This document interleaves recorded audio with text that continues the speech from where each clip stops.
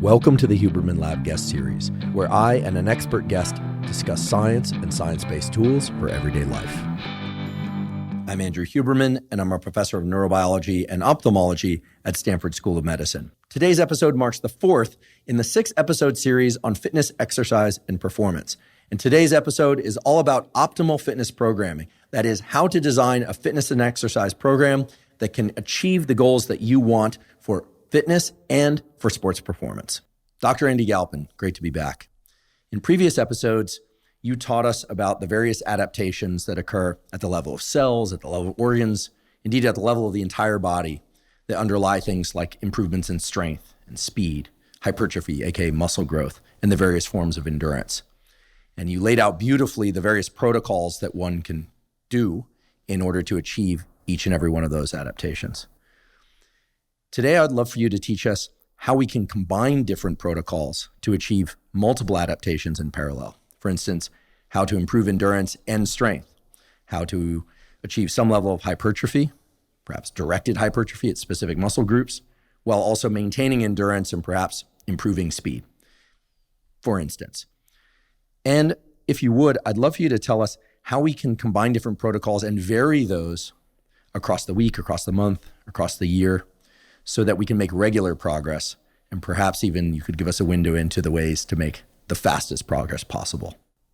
Yeah, I would love to do that. You know, we've invested a lot of time in the previous episodes covering background and concepts and detail about the physiology so you understood why you're making the choices you're making and why other choices are less effective. In this discussion, I would actually like to jump maybe more directly to the answer and kind of get right into the protocol. So and maybe a little bit less background. If you're interested in that stuff, I suppose you're gonna have to go backwards a little bit and watch some of those previous episodes. But I would love to jump into just some samples, some case studies, if you will, and kind of walk through different protocols. I know that over the course of my 11 years as a college professor and being in the public space a little bit, probably the most numerous style of question I have gotten is exactly that. So I know the rep range for this, or I know the style of training for that adaptation, but how do I put them together? And I would just like to spend our time today going through those things. And the reason I want to do it is this. Some people listening at home surely just love exercise. They're already bought in and they're going to train no matter what. And they're interested in just actually being more effective. And so the way that you structure and put your plan together will in large part determine getting more progress for less effort, or actually being able to put the same amount of effort in and getting results faster. There's also some folks probably listening who are like, okay, I exercise, I do what I can, I'm bought into the benefits. So you've talked so elaborately over the 100+ episodes you've done about the various benefits of exercise, but you don't like you're kind of doing it because you know it's important, but you're not there. So for those folks, it's sort of like, okay, how can we actually make this thing more effective so we can make sure you hit the things you absolutely have to get for the short and long-term benefits, right? To make sure that you're looking the way you want to look, you're performing physically the way you want to perform, and then you can do that across your lifespan. So how can we give you all some structure to where, again, you don't have to turn into an absolute lover of physical fitness and it doesn't have to take over your life, but you can still get more results for your same time restrictions, whether that be you have 2 days a week or 5 days a week or only certain access to equipment or experience, whatever the case may be. How can we help those folks as well put together a protocol that will get them closer to their goals with less restrictions? Fantastic. And I'm hoping that along the way, you'll also point us to how often to take the fitness assessment for each of the adaptations that you referred to in a previous episode. We will also link to that fitness assessment segment in the show note captions for this episode, because that fitness assessment for different adaptations, I think, is a really powerful way for people to touch in and see, how much long endurance do they have? How much anaerobic capacity do they have? How much strength do they really have? And then perhaps you'd also be willing to throw in a couple of additional ways that we can assess our level of fitness and progress in this arc of a fitness program across the year. Amazing. I can't wait to do that.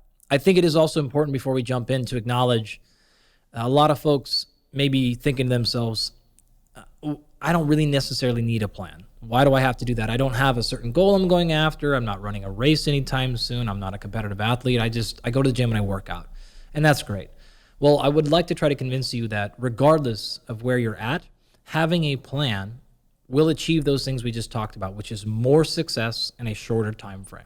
There's actually a significant amount of research to support this. Those individuals who go on a specific training plan compared to those who do not will receive better results, right? Independent of the effectiveness of the program, right? So we've talked in previous episodes about tons of different styles and strategies. And to reiterate, it really doesn't matter which one you pick. The fact that you have a plan is always more effective than not having a plan.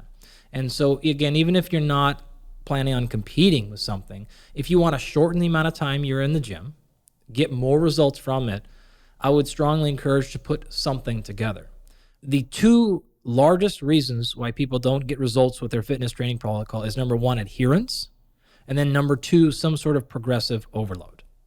Both of those two things are challenging to accomplish without a plan, right? So the reason people don't go to the gym, one of them, and one of the reasons why it takes them so long is because they don't walk in with a very specific plan. It's sort of like going to the grocery store and figuring out what you're going to buy versus knowing exactly what you're going to get on your shopping list, grabbing those things and getting out. You'll notice your time in the grocery store is half the length. You're more productive and you didn't waste money on extra things.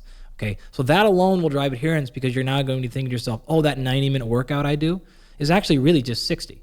And so now the next time you go to training, you're like, man, I don't have 90 minutes. You realize it's only 60 or 40 or 30 or 20 or whatever it needs to be. So that alone will get you there. The second part of that, which is overload, it's very difficult to understand and remember, well, the last time I did lat raises, I used, I think 5 pounds, and then I think I did like 12. Well, if you don't have some sort of system of tracking, and this can be as simple as a notebook, just writing down what you did before and doing a little bit more the next time, that is going to almost guarantee you success. So having some structure, and this structure can be fairly loose, we're going to talk about a bunch of different examples, is something I strongly encourage everyone to utilize for their exercise. Before we begin, I'd like to emphasize that this podcast is separate from my teaching and research roles at Stanford. It is also separate from Dr. Andy Galpin's teaching and research roles at Cal State Fullerton. It is, however, part of our desire and effort to bring zero cost to consumer information about science and science-related tools to the general public. In keeping with that theme, we'd like to thank the sponsors of today's podcast. Our first sponsor is Momentous. Momentous makes supplements of the absolute highest quality. The Huberman Lab podcast is proud to be partnering with Momentous for several important reasons. First of all, as I mentioned, their supplements are of extremely high quality. Second of all, their supplements are generally in single ingredient formulations. If you're going to develop a supplementation protocol, you're going to want to focus mainly on using single ingredient formulations. With single ingredient formulations, you can devise the most logical and effective and cost-effective supplementation regimen for your goals. In addition, Momentous supplements ship internationally. And this is, of course, important because we realize that many of the Huberman Lab podcast listeners reside outside the United States. If you'd like to try the various supplements mentioned on the Huberman Lab podcast, in particular supplements for hormone health, for sleep optimization, for focus, as well as a number of other things, including exercise recovery, you can go to Live Momentous, spelled O-U-S, so that's livemomentous.com/Huberman. Today's episode is also brought to us by 8 Sleep. 8 Sleep makes smart mattress covers with cooling, heating, and sleep tracking capacity. I've been using an 8 Sleep mattress cover for about the last 8 months, and it has completely transformed my sleep. I'm sleeping about the same amount, but I'm sleeping far deeper, and I'm now getting the proper ratios of so-called rapid eye movement or REM sleep and slow wave sleep, and waking up feeling far more recovered mentally and physically. The underlying mechanism for all that is very straightforward. I've talked many times before on this podcast and elsewhere about the critical relationship between sleep and body temperature. That is, in order to fall asleep at night, your body needs to drop by about 1 to 3 degrees in terms of core body temperature, and waking up involves a 1 to 3 degree increase in core body temperature. With 8 Sleep mattress covers, you can adjust the temperature of your sleeping environment to be one temperature at the start of the night, a different temperature in the middle of the night, and a different temperature as you approach morning, each of which can place you into the optimal stages of sleep and have you waking up feeling more refreshed than ever. If you'd like to try 8 Sleep, you can go to 8sleep.com/Huberman and check out their Pod 3 cover and save $150 at checkout. 8 Sleep currently ships in the USA, Canada, United Kingdom, select countries in the EU, and Australia. Again, that's 8sleep.com/Huberman to save $150 at checkout. So what sorts of things should people be thinking about when developing an overall fitness program? A few minutes ago, we were talking about how two of the major reasons people don't get as much out of their training programs as they would like is because of, one, a lack of adherence, and two, a lack of progressive overload.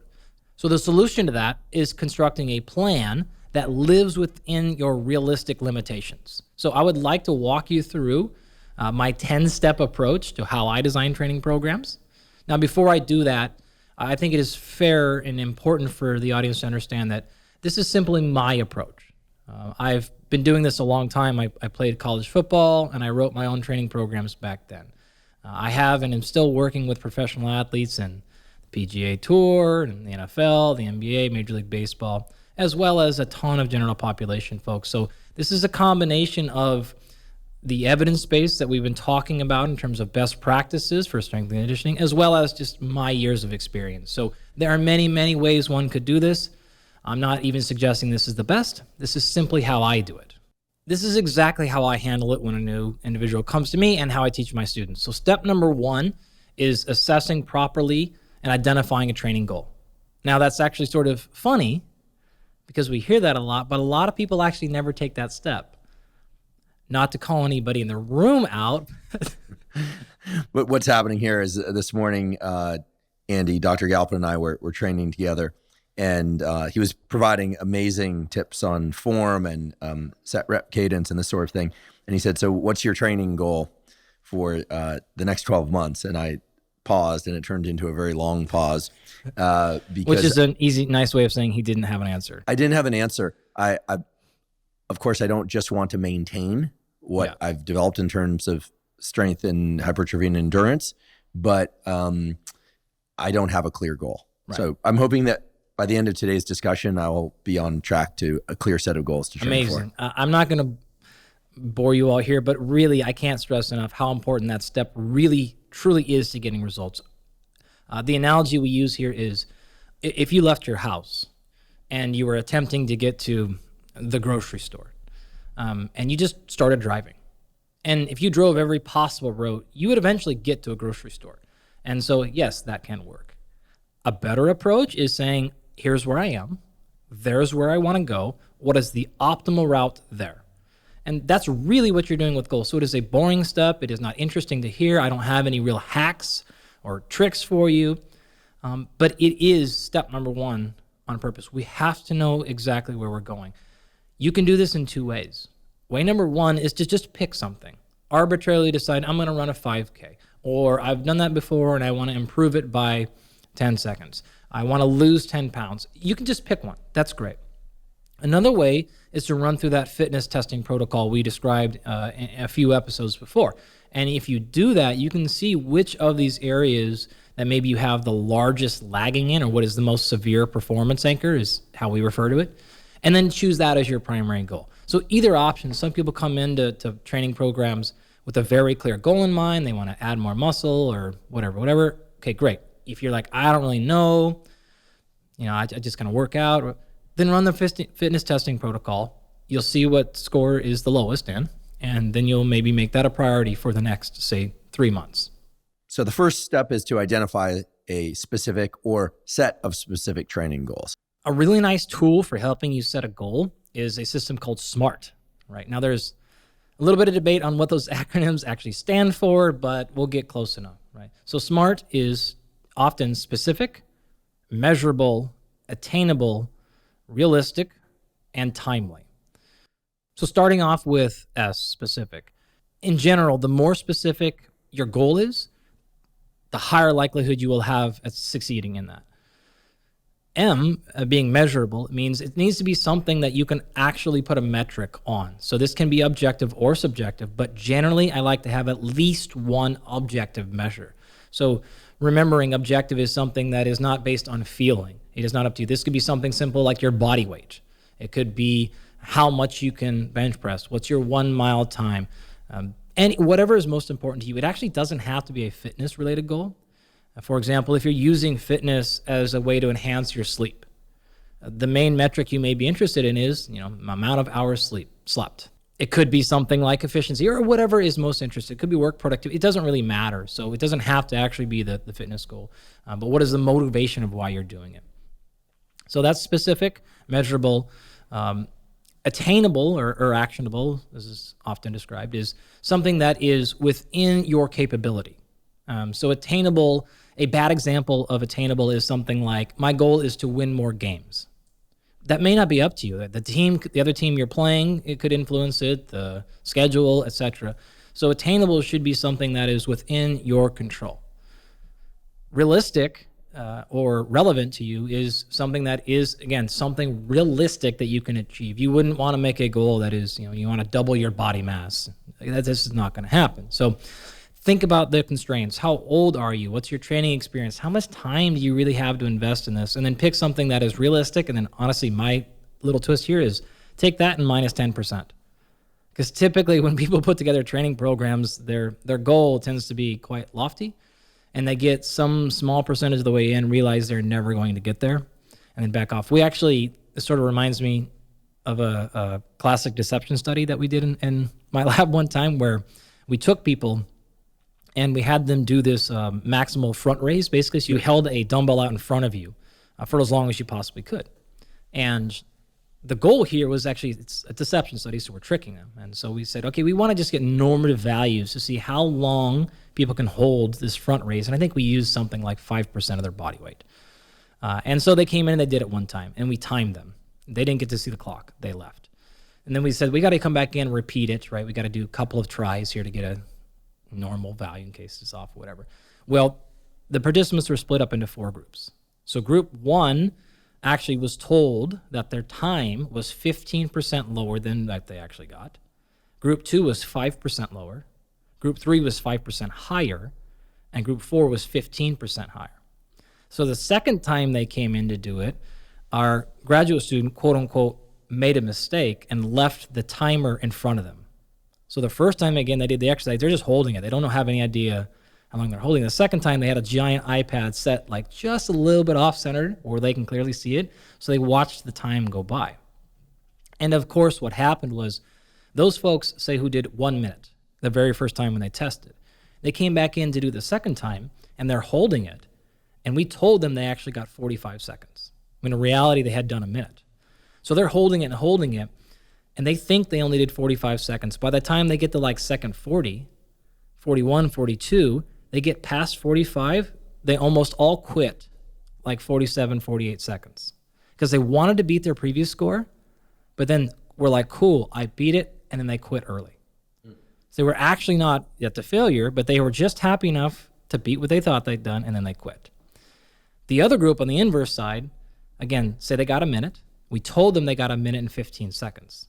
They got to like 45 seconds, 50 seconds, and started realizing, oh man, I have 30 more seconds to go.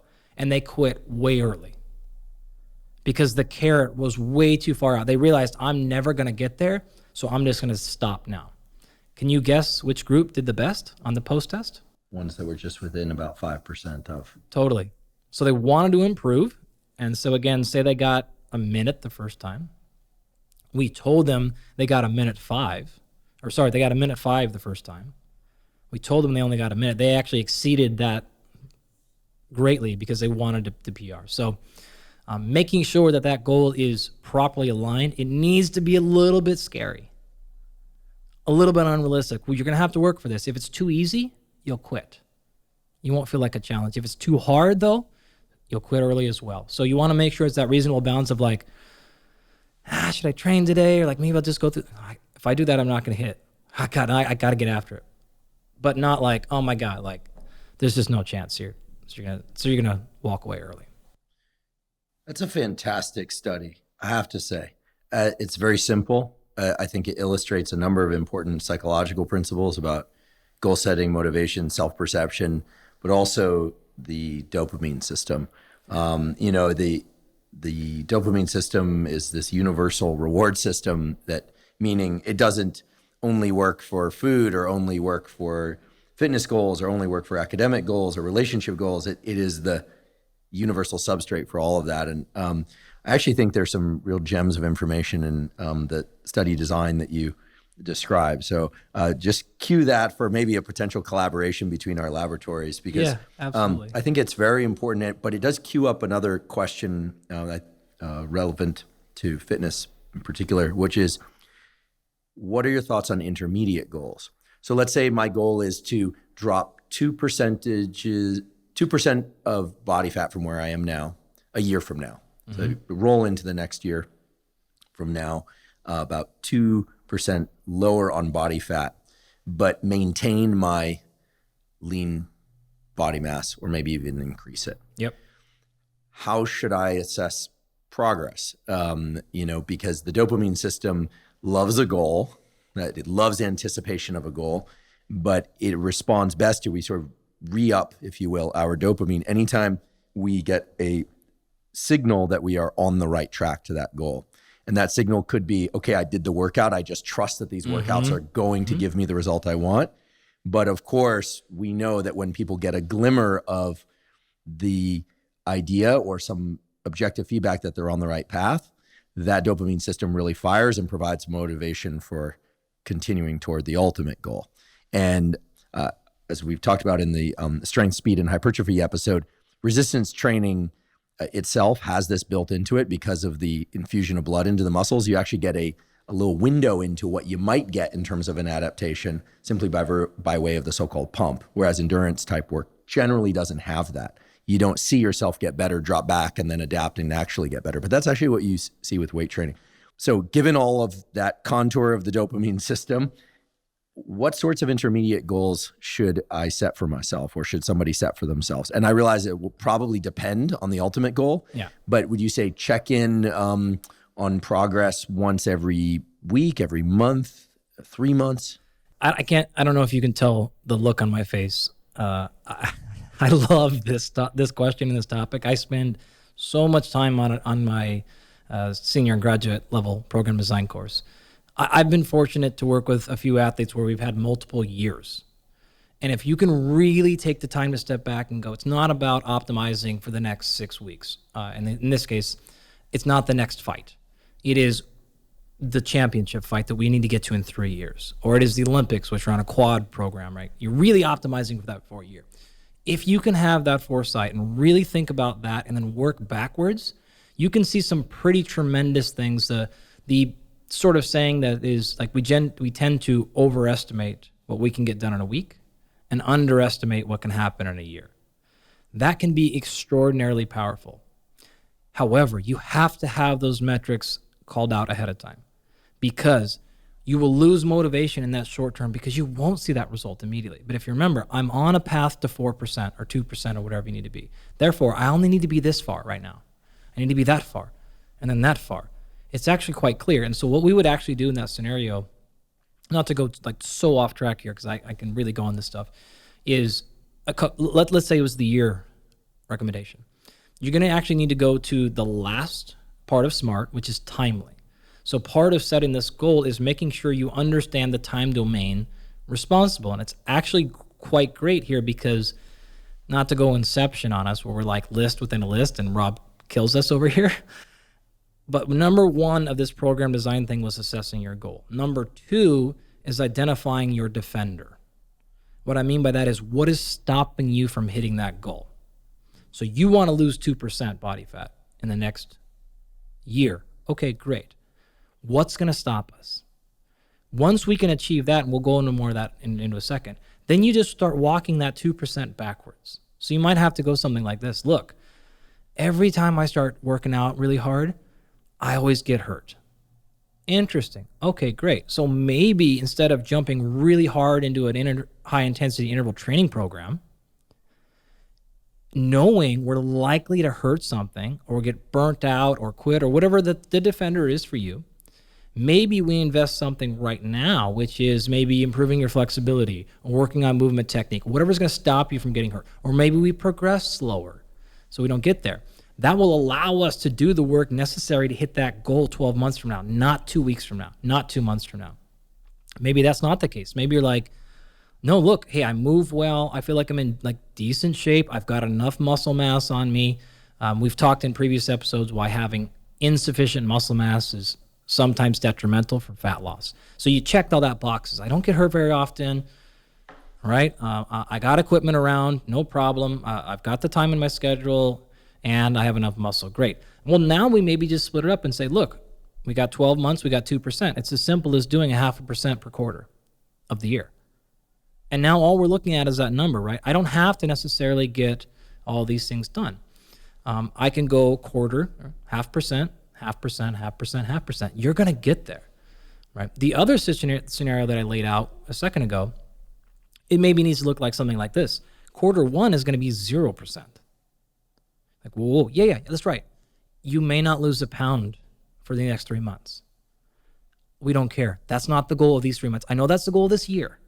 That's our major macrocycle goal. We're going to get there, but to get there most effectively, we need to invest in, working more with your chiropractor or whatever the thing is, right?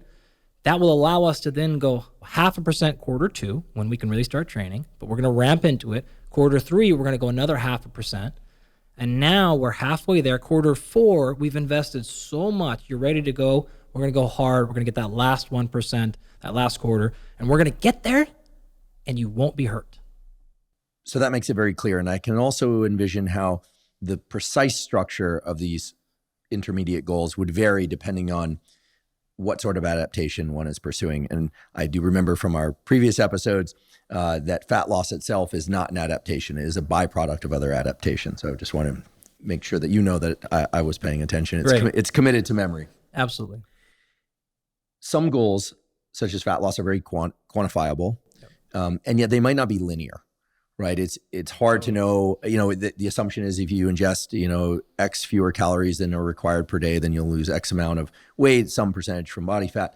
I think that cues up the idea that we need to build some flexibility into our thinking about these intermediate goals in order to just make sure that dopamine system isn't tethered to exact numbers, because after all, a reduction in 2% body fat, for instance, is really desired to achieve a different sort of overall body composition or recomposition. I don't know, by the way, that that's my exact goal. I think one of my goals is to be able to run a mile faster. And I'm sort of haunted by this experience of wanting to run cross country in college and trying to walk on. We weren't a Division I school, but the threshold for being considered for the team was you had to run a sub 10-minute 2-mile, which turns out to be very, very fast. That's really hard. Yeah. I did not do that. I didn't even come close. Yeah. And I don't think that I could reasonably do that now. I'm not interested in committing to the kind of training required. The sacrifice isn't meaningful enough for me. Fair and honest. Case. But lowering one's mile, time to run a mile by, 10%. Seems like a reasonable goal across 6 months. Sure. Great. So in the case of a goal like that, clearly there are specific training programs, but this raises the issue of what if I have other goals as well? And at what point do people having multiple goals start to set up collisions between goals? How do we know whether or not something is reasonable, not just on its own, but because of the other things that one has structured into their program? So being able to reduce a mile time by 10% in 6 months, okay, maybe that's doable, maybe it's not, you can tell me, but also being able to, double the amount that they can do for, single repetition leg extension for that matter, at the same time, those seem like incompatible goals. Right. So a couple of things. Number one, the more specific and precise you can be with a single goal, the faster you will get there, generally. So in theory, if you had one thing you wanted to achieve, the best way to go about it is to focus on that. Give it the most priority. That doesn't mean you can't do anything else along the way. You can, but you would want to focus on that. The more additional goals you bring in, the more distraction you're creating for that primary goal. Depending on what those goals are, you can actually do them at the same time. Some other combinations are less effective.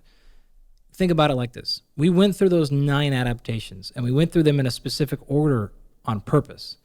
The closer those adaptations are together in that list, the more compatible they are to training each other. The further away, they become more challenging. So just to give a few examples, if you wanted to improve your speed and power, you could basically train those simultaneously. They would not interfere with each other at all. In fact, since power is speed times force, it would be complementary.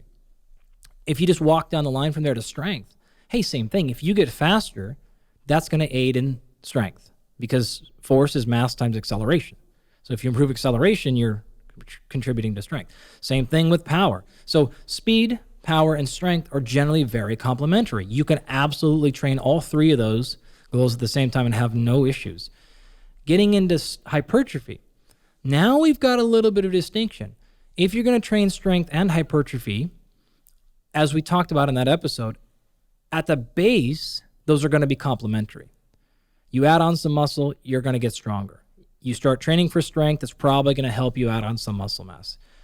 As you get to the end of that spectrum, the overlap between the two starts to go away, such that if you truly wanted to maximize strength above everything else, if you continue to train for hypertrophy as well, that's going to take too many resources out of your recovery bin, and you won't be able to do that. The inverse would also be the same, right? If you're training to maximize strength, you wouldn't be able to put enough volume on to get sufficient hypertrophy.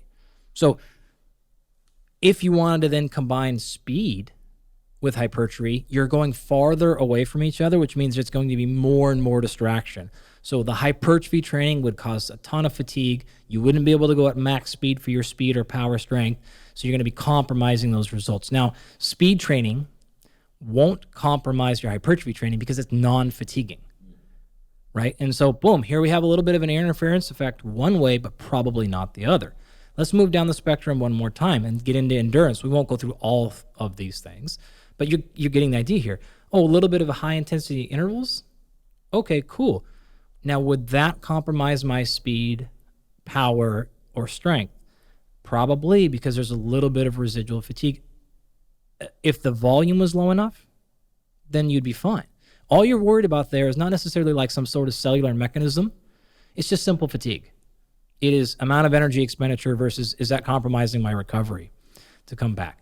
Would those first 3 or 4 of those, speed, power, strength, interfere with your ability to elevate your anaerobic capacity? Probably not. Almost surely. In fact, if you look at any of the literature on endurance training, you will see that speed, power, and strength almost always improve endurance, right?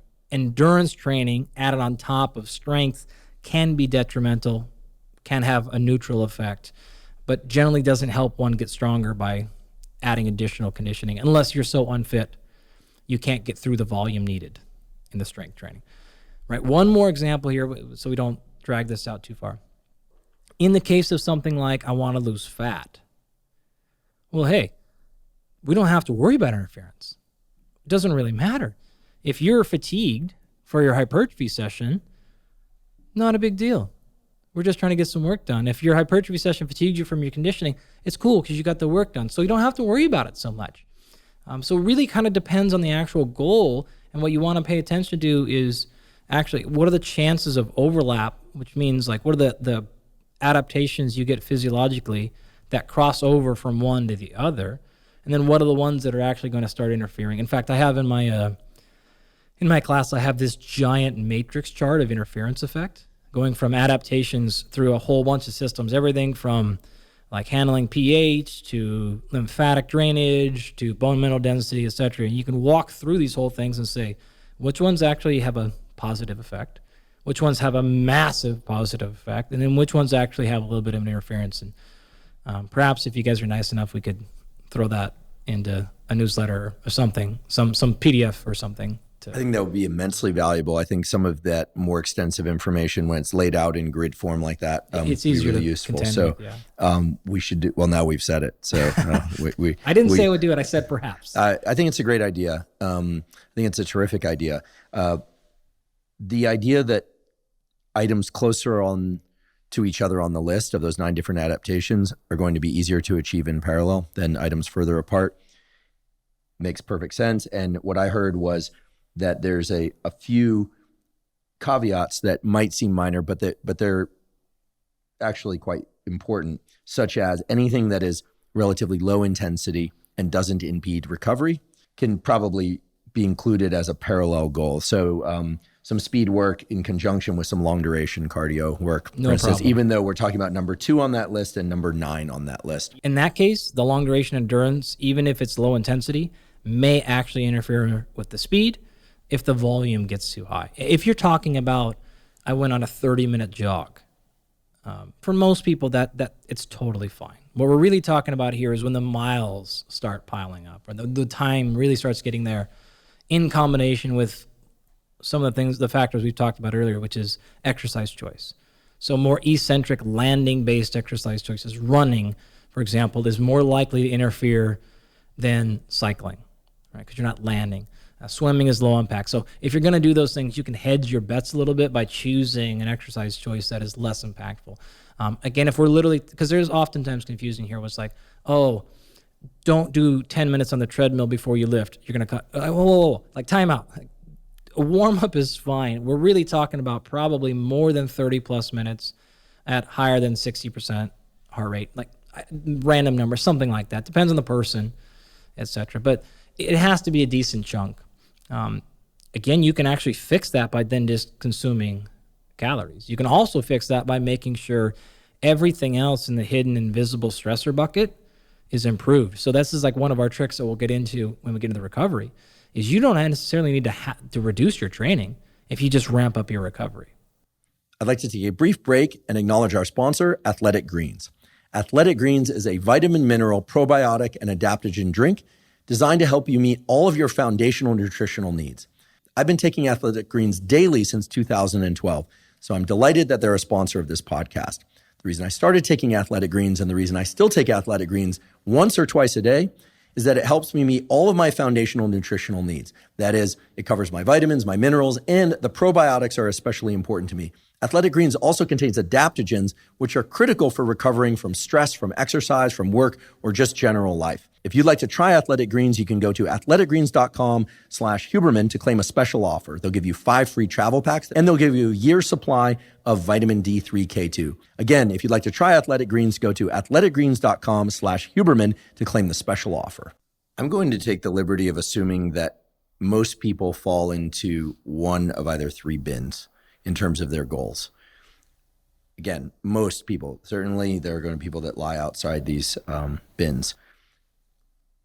I think if you polled 100 people or 100,000 or 1 million people as to what their major goals were in working out, they'd say, as you so nicely listed out before, aesthetic changes, functionality, and longevity. But that 1 in 3 really kind of sit higher than most people would like to perhaps even admit. They want to look good, which usually means they want to lose some fat, gain some muscle in specific places. I realize there are folks out there who want to gain a lot of muscle, just muscle everywhere. But I think most people would like to have a little more shape here or a little more muscle there to either balance out their aesthetic or to accentuate certain parts of their physique. And they would probably like to shave off some subcutaneous fat, although there are those exceptionally lean people out there, and they exist too. I think it would be gain muscle in specific places, lose fat, and do it in a way that also provides some boost to their health span and longevity. I would say that might even be 50% of people out there. Again, I'm taking the liberty of guesstimating. Another bin I would venture is interested in getting stronger and putting on more muscle. Certainly there are a number of people that are interested in doing that. And that could even be more muscle all over or more muscle with some accentuation to certain areas where they happen to be weaker or less developed, as it were. And then the third bin would be people that really enjoy cardiovascular work. Oh, I should say the second bin probably care about their longevity also, but it's not really foremost. Like, yeah, I feel great now and I'll live to be whatever, but I only want to do it if I get that much muscle, right? We know these kinds of folks. I run a poll in my class every year when I ask, like, what, you guys all lift? And of course, like, I make them put their hand up. I'm like, you guys are in my class. You're going to put your hand up, let you lift weights. And then I ask them, like, why do you train? And like long-term health is like on the list. And they all, I'm like, any of you that selected health are liars. Like, you're 20 to 25. You are not exercising for health. You are exercising because you want to look a certain way or get stronger. Once you get past that undergraduate age, though, the actual desire to live longer and better actually becomes pretty real. Yeah, I think that there are people who want to feel better. They know that Definitely. exercise and the results from exercise can make them feel better. But yeah, that second bin tends to be more focused on the aesthetic change, it seems, or being strong. And then the third category, I think, are people, I know a lot of folks like this, who really enjoy what are normally considered endurance type activities. And here, I just want to highlight again what you so beautifully illustrated in previous episodes, that you can gain a lot of endurance even using weights or machines. It just depends on how you use them, right? Absolutely. It's not about the exercise, about how you perform them, and et cetera. And you, again, beautifully provided all those details as to how to create endurance regardless of equipment standards, et cetera. But that third category seem to be people who enjoy running, cycling, swimming, hiking, dancing, activities that they can do for long periods of time that often will involve some sort of skill that is based on improving motor patterns. So maybe not so much stride, but certainly for people that really love tennis. Yeah. People that love a sport like golf, right? They want to be able to not just walk, they want to walk the 18 holes. They want to have a great golf swing, et cetera. I'm not a golf player, so forgive me if my nomenclature is off. Golfer, so I would say there are three golfer. Golfer. You don't play golf. Oh, got it. You don't play golf. Well, you play golf, but you wouldn't call a golf player. I played miniature golf a few times. That's about it. Although Stanford does have a beautiful golf course, I'm told I should learn how to play golf. I'll come up and play it for you if you want. You come up, I'll play it. I'll tell you how it looks. Get me on that course. Almost see it from my lab. So category one, I think, is a significant fraction of people. Yeah. So as we lay out these different ways to assess goals, and as we approach the structure of a program, as you'll tell us, if we could perhaps touch back to those every once in a while, I'm taking the liberty of assuming that we will net about 80 to 90% of people out there. Again, those categories being people who want to lose some fat, maybe build some muscle in specific areas on their body, and really want to be healthy. They want to feel great, and they want to have a long health span, aka end lifespan. They want to live a long time feeling great. Second category, people who want to build more muscle and strength. Sure, they don't want to damage their health, but that's not their main focus. Their main focus is on building muscle and strength. And then that third category of people who really want to do more endurance type work, feel great and strong doing it, but not because they can, carry heavy weights while they're doing it, but rather they can feel vital and they can push harder for longer, and maybe even translate that to some of the more recreational type activities or sports like tennis and things that are more long duration, playing soccer, maybe even softball or things of that sort. Yeah, surfing, swimming, all that So those stuff. three categories, maybe we could call those bin A, B, and C for sake of today's discussion. I think if you're willing to embrace I love it. I think that will be informative toward our listeners in a way that simply not assuming what people's different goals are might not be able to accomplish. Said differently, hopefully by doing that, people will derive a lot more from the description of the program that you're going to give us. Love it. Now, I am certain that I want to let you return to your list of the 5 things that people need to consider when establishing a exercise program. Yeah, great. Let's do that. I also do want to acknowledge a point you've brought up acutely. Exercise doesn't mean just lifting weights. That's my background. That's what I spend my time on. So I sort of default to examples in that category, but it doesn't have to be that. You've articulated plenty of other ways where you can get amazing forms of exercise that have nothing to do with lifting weights. So for those folks in what was it, bin C or 3? I can't remember. We go A is gain muscle, lose fat, be healthy now and forever. Right. Bin B is get stronger, gain muscle, don't damage your health, but not really focus on health in the immediate term. And then bin C is want to play or do endurance type activities and quote unquote feel strong doing it. So have more vigor to be able to do that longer and maybe with more attention to skill, et cetera.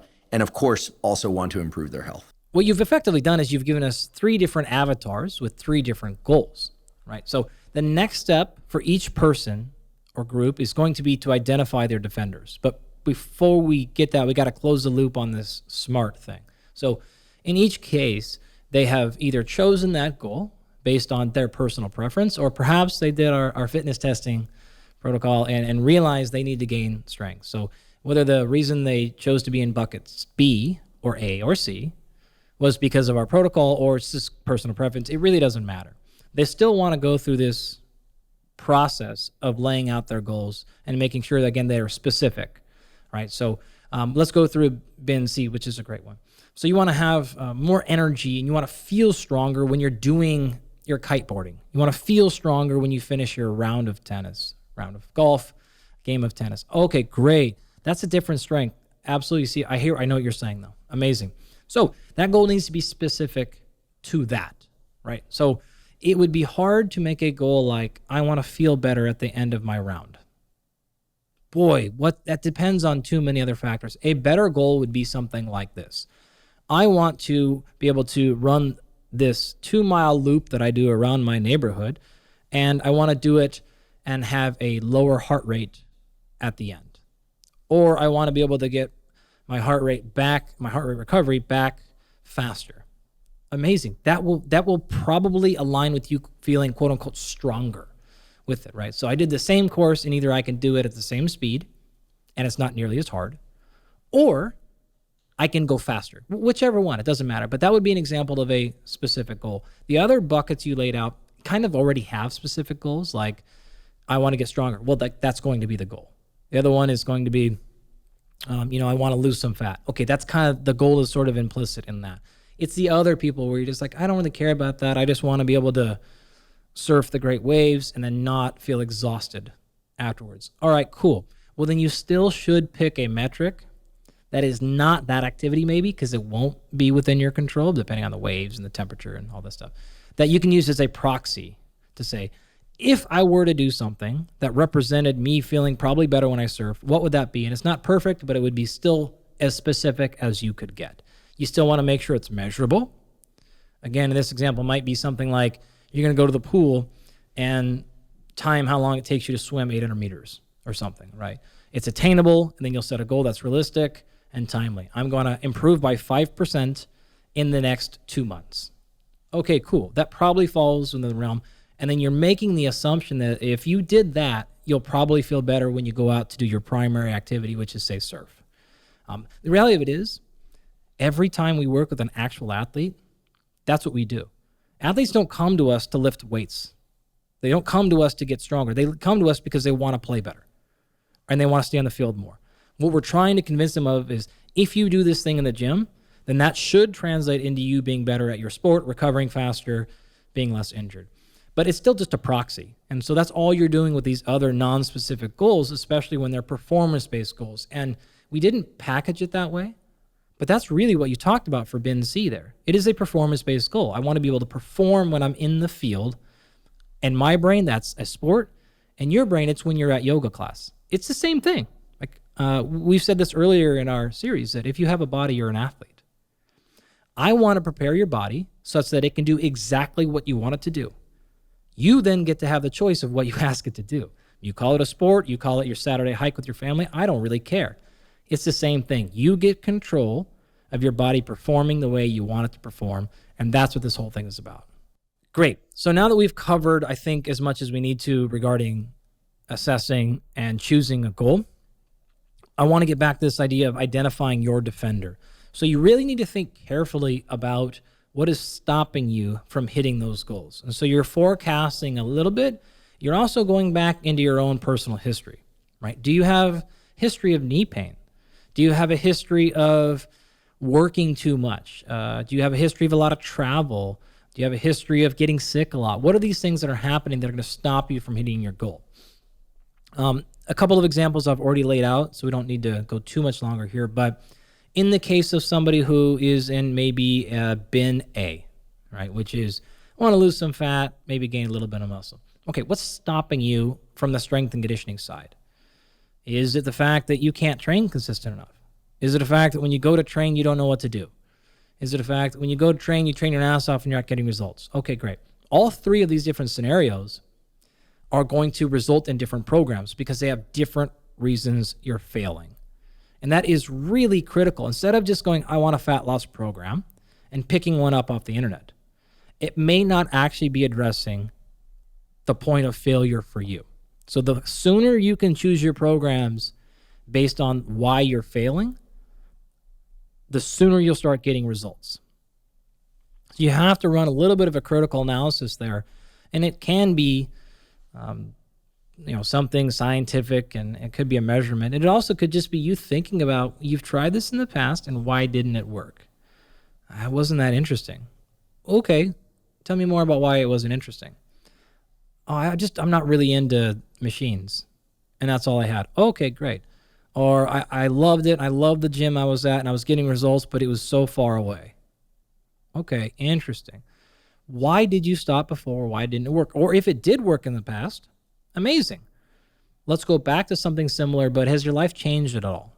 Is there anything different about now than when it worked 3 years ago?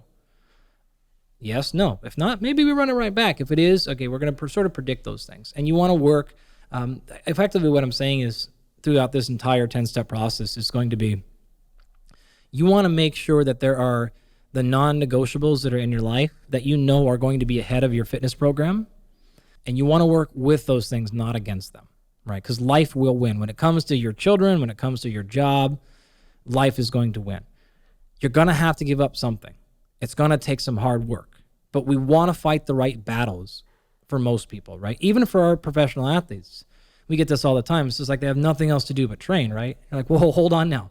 They're getting traded. They have agents to deal with. They may not have a contract. They have families, blah, blah, blah. I think life will get in the way, I promise.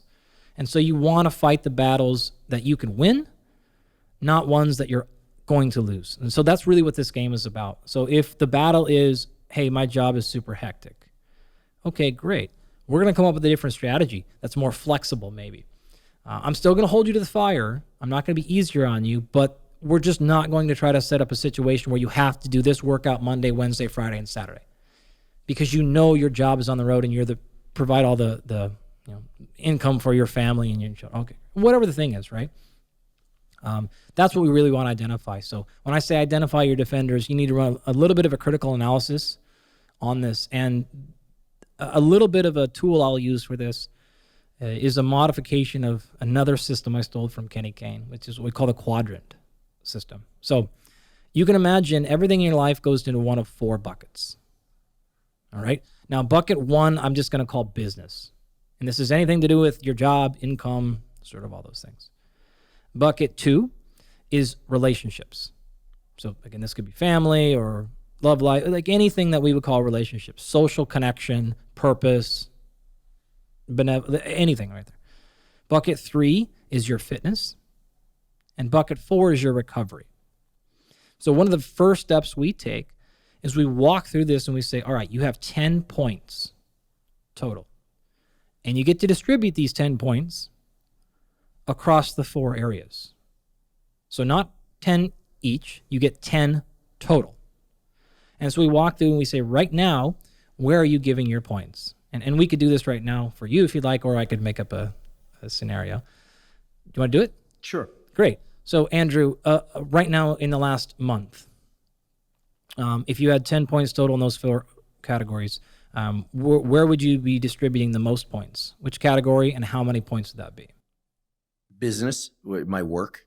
Business, work, job, sort of all those things. Right. And how many out of 10? Which doesn't, I should say, ever quite feel like work. Running a laboratory and doing the podcast doesn't ever really feel like work in the traditional sense, but it's career, it's work, it involves relationships, but it certainly doesn't enhance my fitness, except of my vocal cords and recovery. So with those notes there, I would say 4 to 5. You pick. 5. 5. Fair. That's the most common number. 5, business 5. Great. Once again, I'm typical, which makes me happy. You nailed it. One of the few ways in which I've been accused of being normal. I picked 5 for business. No kidding. What's the next highest and what's that score? I do invest in relationships. I would say, does it have to be around, can it be it has to be a whole decimal? integer. A whole integer. 2. 2. All right. We're 7 out of 10 here. So would you say it is fair that you spend roughly 2.5% of your, it's not necessarily time, it's energy, time, focus, sort of all of these things, 2.5 times as much on your business as you do in your relationships? It varies depending on what's going on. feels a little skewed in the direction of business. So I might want to adjust to a 4-3 ratio there. Maybe not. But no. I think I'm going to hold to 5, Okay. 2 business relationships, and then just for sake of example, and because this doesn't seem like a exceedingly precise measure, it can have some slop. Of course. Okay. Where would you put fitness and recovery? I definitely put energy into fitness. So I'm going to give that also a 2. Yep. Which leaves 1 for recovery. Great. Right.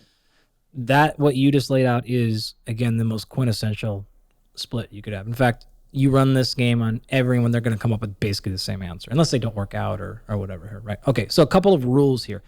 Recovery must be at minimum half of your fitness allocation. In your case, 2 to 1. You're fine. I thought you were going to say it has to be half. Like it has to be 5 out of 10 points. In which case, it doesn't leave much for anything else. I would like it to be minimum 20% of the total, which means 2 out of 10. Now, and when I say recovery, I don't simply mean muscle. I mean, you need personal time.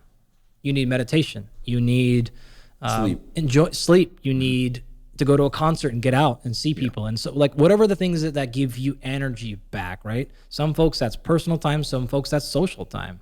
Whatever that means to you, right? Yeah, I actually get a lot of energy from my work.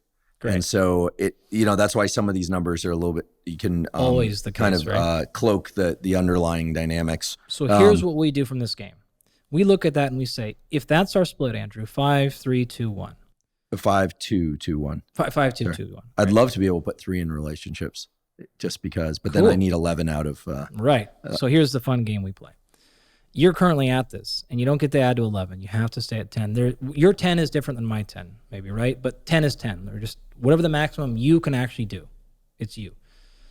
So if we went back to our training goal, whatever that goal was for you, and we went back to our defenders, we would look at this score now and say, is 3 out of 10, fitness was 3, right? Fitness is 2. So it's 5, 2, 2, 1. Is 2 out of 10 sufficient to hit that training goal in that time frame you described? And let's say you said, I want to hit a new PR in my mile 6 months from now. Yeah, for simplicity's sake, and also because it's largely true, I'm going to put myself in what I referred to as bin A earlier. Great. Right? My body fat percentage is okay. It's in the range that I would like, but I would like to bring it down a little bit, probably gain a little bit muscle here and there, keep or gain some endurance. And certainly, my immediate and long-term health are extremely important to me. Great. So then the question and the main answer may be yes, that this is the optimal split for you. If it is not, then we have to make a choice. We either alter the goal or the timeline to make it realistic, or we alter our quadrant. And then if we're going to alter our quadrant, the next step is critically important. We need a list of very specific life actions that we're going to take that allows that split to happen. So if you said, for example, I want to put 3 into relationships, great. What specific life actions are you going to take to pull 1 from fitness? You can't pull any from recovery, or 1 from business. And you don't have to actually answer this. It's too personal. I know you don't like making these things about you because right. That's the other reason to do it. And it is a diabolical trick to insist that these be whole integers, because I would have done, like a 4.5 for business and a 2.5 for relationships. But obviously you write the rules on this, not me. So you would just walk through that list. Okay. And the list could be something like, I promise to not work after 7 p.m. Thursday through Sunday, or whatever the thing is, right? I promise I'm going to make sure that I don't start work before 8 a.m. or whatever, right? No more trips. Just make those things specific and measurable, not just like, I'm going to work less. That's never going to go. What is the very specific life action you're going to take? There's going to be an alarm that goes off Tuesday night at 5 p.m. And no matter what, we at Barbell Shrugged, we used to have a little shirt that was like D3 AT, which is like drop everything and train, which means at 3 p.m. in the afternoon, no matter what's happening, we dropped everything and trained. Because that was like when you start a business and you're going, things just run away from you, right? And it's just sort of like, man, it's not my company, but those guys are like, we are a strength conditioning company and we're not training. So we had to just make this hard rule, and it was just like a little thing that came up, and it was easy to say, drop everything and train, 3 o'clock. There you go. I like this drop D, E everything, A and blank. Like it could be drop everything and correct. Pick your favorite. No. Totally. Drop everything and read. Pick the relevant read. Yeah, absolutely. I really miss reading for pleasure. I would put that under recovery.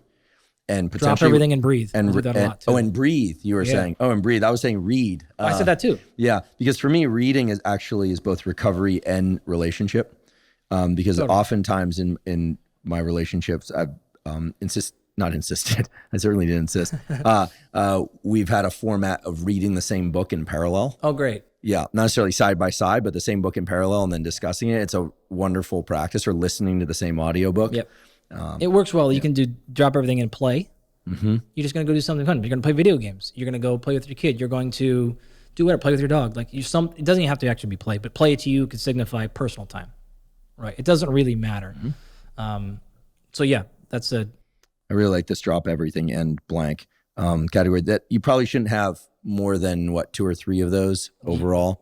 Pretty much like 1 to 2 maybe. Great. Is where you want to go after that. So the idea is then to redistribute the numbers on this list, but through a very concrete action. And I like this drop everything and blank because it speaks to the non-negotiable aspect of it. Has to be. Life will get pushed. Right. It's not a fine time to, right. Correct. It's not in next year I'm going to. Correct. I love it. Yeah. Yeah. When you put those things you might as well just don't even put it on your list, right? Because it's not going to happen. Yeah. You're talking to somebody who loves rules. Because when they are non-negotiable rules, they provide this incredible organizing force for the brain. Yeah. It's really a neuroscience thing in my mind. Totally. And actually we did an episode on happiness where you find that once people make a decision, if they eliminate the possibility of other decisions, like literally the hatch is closed, that is it. Burn the boats. The rates of subjective happiness, immediate and long-term happiness over time go way, way up. Yeah. And so I'm convinced that the nervous system doesn't like to keep the valves on these dopamine circuits open. I actually think it diminishes from the reward component. And there are actually some data on this. Anyway, I don't want to take us off track, but the last part of this, what we do then is we take that quadrant and we take that list, and then you're going to print it physically, and you're going to put it in 2 places. This could actually be on your phone. You don't actually print it. You can screenshot it. It could be the background of your phone. So every time you click on your phone, you immediately see that quadrant. Like it's a very clear reminder of like, what are my priorities today, right? Just a simple little picture. I also like to put it in your place of failure. So for a lot of people, that is like on their laptop or right above their workstation, right? It's like the thing that's going to lose and beat your fitness is your job, typically, right? Or it's on your TV. It's on your Netflix control. No, sorry, Netflix, no offense. But you know what I mean? Like it's whatever the thing is that you fail for. I play too many video games. Great. There. I work too much. Okay, great. And you put it there, and you put it also, the last component is it has to also be in the hands of somebody who can hold you accountable, right? Wife, training partner, business partner, whatever. So it's like, hey, Andrew, like you promised you were going to do X yourself. Why are you still here? You committed to this. You got to get out of here. Someone who will like be like, no, it's drop everything and read. It's 8 o'clock. You're supposed to be reading. You got to go. You're going to check back in on that. Check back in every week. Check back in. It doesn't matter every month. And then you can adjust. It's fine. You can always change the system. But that has to now change. You got to print a new one. And now it's a whole new promise you've made to yourself. So you've got to be able to hold yourself accountable to those things. It's got to be flexible enough to where it's realistic. It can't be, I'm not going to work after 6 o'clock every day. Maybe it's just 3 days a week. Maybe it's on Saturdays, I promise to work for the first 2 hours so I don't work Saturday night, or whatever, or the inverse. I'm not going to work Saturday. You get it. You could come up with a million examples here. So that's the system we use to make sure that we have now properly identified where we're going. We found a roadmap to that, and now we know exactly how we're going to stay on track. I have to take this opportunity to add one more thing to our drop everything list, and you gave the example of deer, which is maybe drop everything and read, or drop everything and relax, or another example, I have to add a deal, which is drop everything, and this is for you, Lex, love.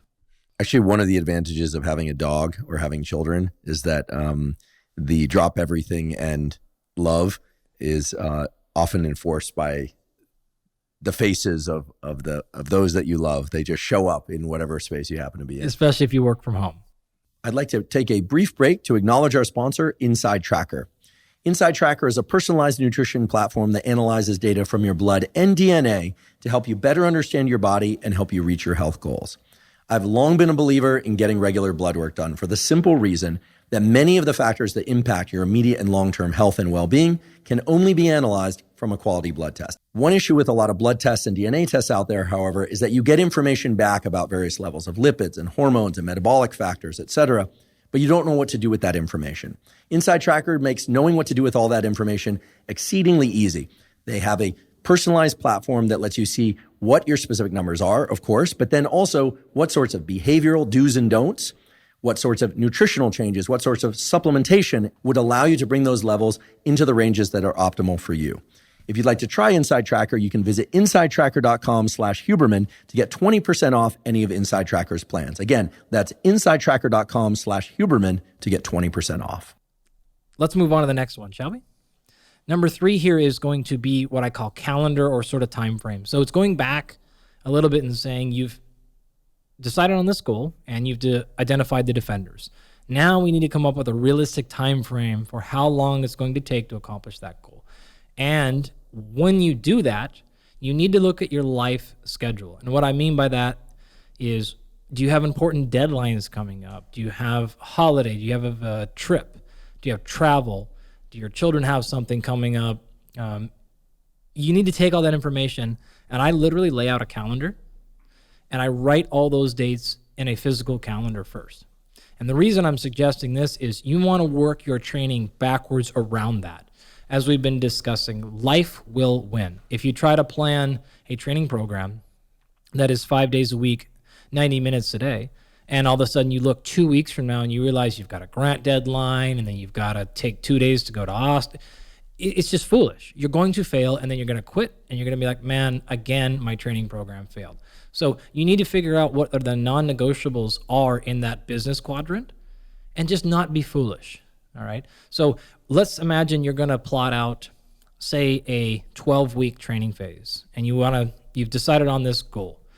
And then you look and you realize in the middle of this 12-week span, week 5 is really hectic and chaotic.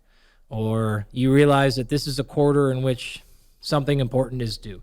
Maybe we want to either adjust the goal, or what we really do in this step is going on to actually step number 4, which is choose the number of days per week you can exercise and the length in terms of amount of time you can truly afford to train. I would rather you underestimate that than overestimate it. So you look at the calendar, you put all these non-negotiables, the deadlines you cannot move in the calendar, and then you say, look, based on this, realistically, I can conservatively train 3 days a week for 60 minutes total. And that includes the time I walk into the gym, my warm-up, my down-regulation breathing at the end, and then me getting back either in the shower and back. Because really now it's maybe 90 minutes by the time you traveled, you transitioned, you picked back up on work, you showered, you ate, etc. That time just runs away from you, and all of a sudden it was a 2.5-hour thing, even though it was a 45-minute workout. So you really need to figure that thing out. If you're a few weeks in and you realize, oh, actually I have a little more time than I thought, you can always train more. You can do another thing, you can add it. But what you don't want to do is set up a program that is requiring you to do certain exercises on one days or certain styles of training on another, and then you constantly miss one of those days. I thought I could do 4 days a week, but 1 day a week something's getting pulled out. That's just going to keep you off schedule. It's going to make you feel like a failure, and you're going to run into problems with your training. So schedule 3 if you are sure you can get 3, and if there's an extra day, we can always do other fun stuff, all right? So that's really step 3 and 4. Figure out your life events over the course of this time. How many days a week can you train? And then how long in terms of minutes per workout? Notice, we haven't selected a single exercise yet. We haven't worried about how heavy, rest intervals, all those modifiable variables. You don't need to pick those later. First, where are we going? Second, how are we going to get there, which is the quadrant and the identifying of defenders. And then the third is, what are the restrictions I need to place on myself in terms of program design based on how often and how long I can work out? That is going to allow you to go back to some of the previous episodes and go, man, you gave us all kinds of ideas. How do I know which one to choose? This is your answer. You're going to choose based upon the limitations of time and frequency. So if you've already said, let's imagine we're in bucket A or bucket C, it doesn't matter. And you go, look, the most I can afford with where I'm at, with what's going on in my life, is 3 days a week. Well, we automatically know we're going to have to start choosing a training style that's limited to 3 days a week. Don't even worry about the 4 or 5 day stuff. Those are off the table. And now we've placed restrictions. It kind of goes back to that concept of, I think it's one of your podcast guests, Jocko, right? It's just like, hey, structure gives us actually some freedom.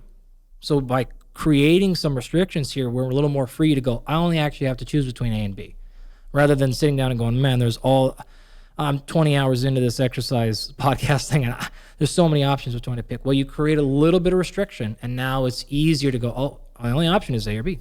And there we go. So that's number 4. That's 3 and 4. At that point, once we're good there, now what you want to do is go to step number 5, which is actually select your exercises or your movements. And this can be as simple as selecting like a kettlebell swing or running or swimming. It could be your entire exercise mode.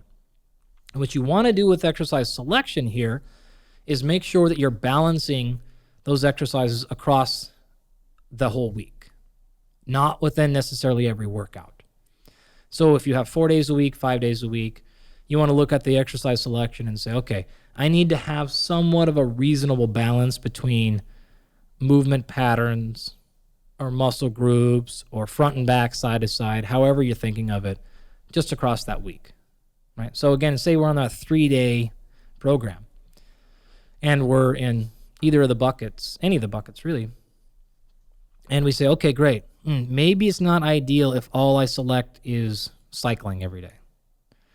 That's not a lot of balance. I don't notice there's no upper body work there. There's no torso work. There's no other positions. So maybe I'm going to really focus on cycling. So I will do only cycling 2 days a week. But that third day, I need to pick something for the other movement areas. And that's going to make sure you stay in a reasonable balance. If you have an exercise that you like, great. If you have exercise you have access to. Again, maybe the gym is a giant pain in the ass. And so you can say, look, it's too far away. The closest one is 45 minutes there and back. So maybe I'm going to restrict myself to only kettlebell and bands and running because I can do those in my house. Awesome. We've actually created some freedom because we gave ourselves some restriction. And now we just have to figure out how am I going to give some movement patterns somewhat balanced across my 3 days. So really, when it comes to exercise choice, it is selecting the patterns that you know how to execute, giving yourself, again, somewhat of a balance between the muscles and the joints and the movement patterns, making sure that you are specifically targeting any muscle group or movement that you want. So making sure you want to improve muscle size in your glutes, you better make sure some of the exercises you're doing, at least 1 day a week, you feel it in your actual glutes. So you can check that box. It doesn't have to be every exercise. It probably shouldn't. It doesn't even have to be every single day. But make sure it's checked off somewhere on that list. And the last one is there a strategy in which you can progress it? So if you're like, I'm just going to do body weight exercises. Okay, great. Well, how are you going to progress those? In the case of like body weight, it's really hard to add load. Maybe you can put a weight vest on or something, but then maybe you don't have that, or that's an extra thing, or that can only go so far. So what's my progression strategy going to be? Well, in this case, maybe you just increase the complexity by going from 2 legs, like say a bodyweight squat, to a single leg squat.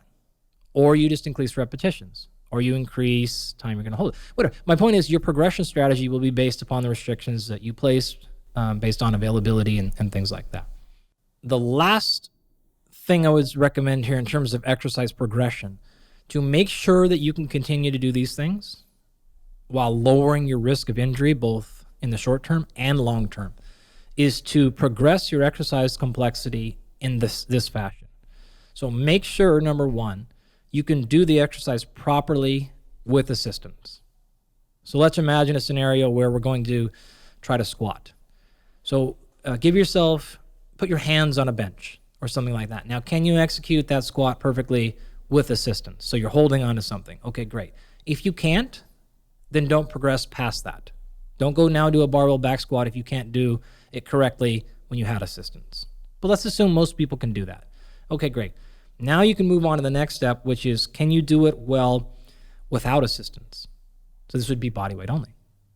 Check. Cool. We're good there. Okay, now you can go ahead and move on. Can you do it well with an added eccentric load?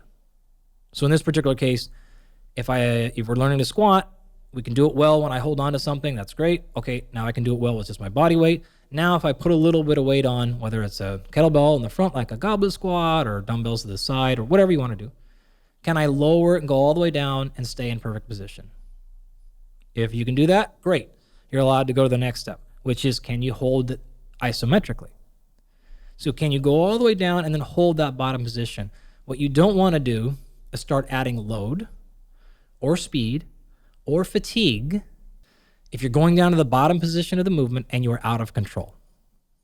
We really want to avoid this. So I want you to show me you can go down and you can lower the weight under control.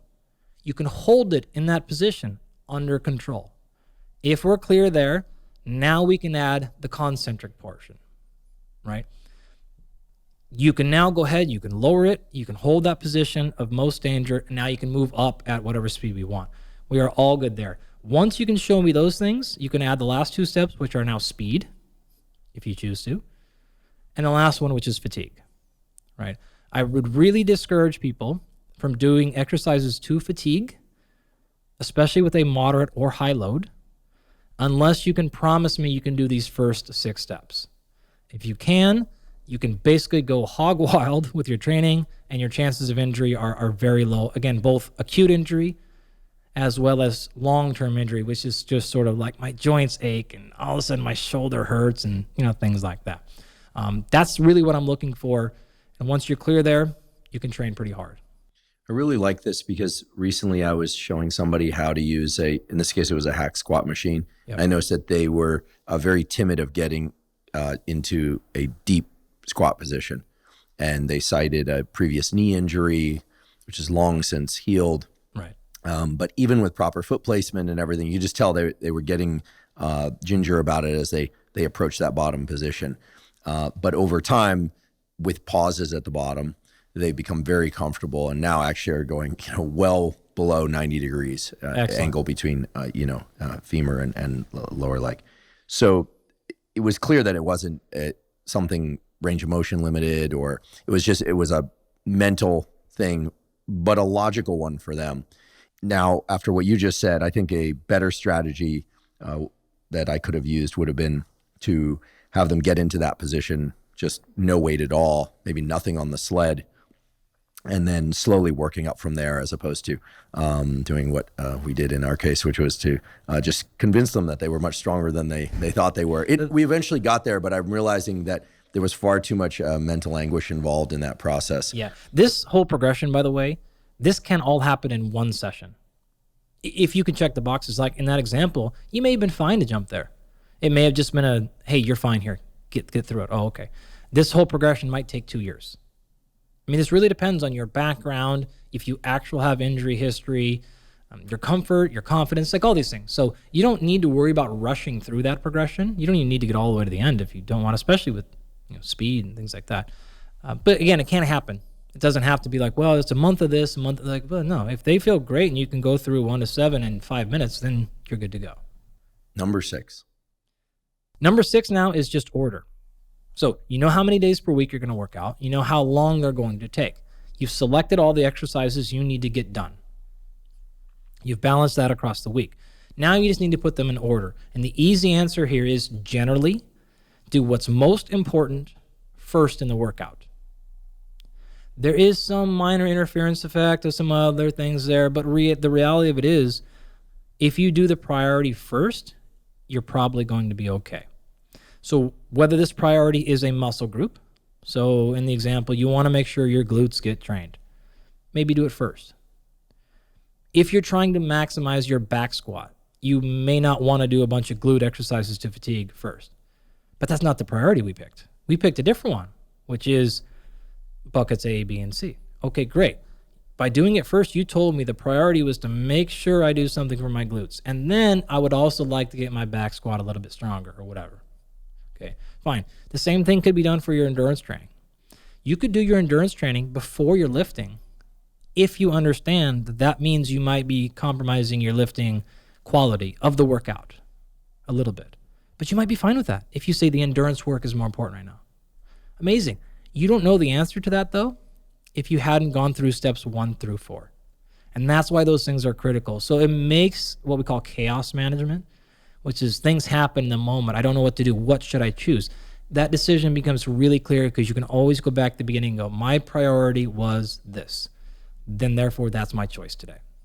So it provides a very simple set of instructions for when the workout gets cut short, when your workout has to be in a hotel, and any number of things that pop up in real life, whether, again, you're an athlete or a non-athlete. Either way, life will get in the way at some point. So you need to have rules and a system that says, when this happens, I go right back to this, and that's my choice. Done, I'm moving on.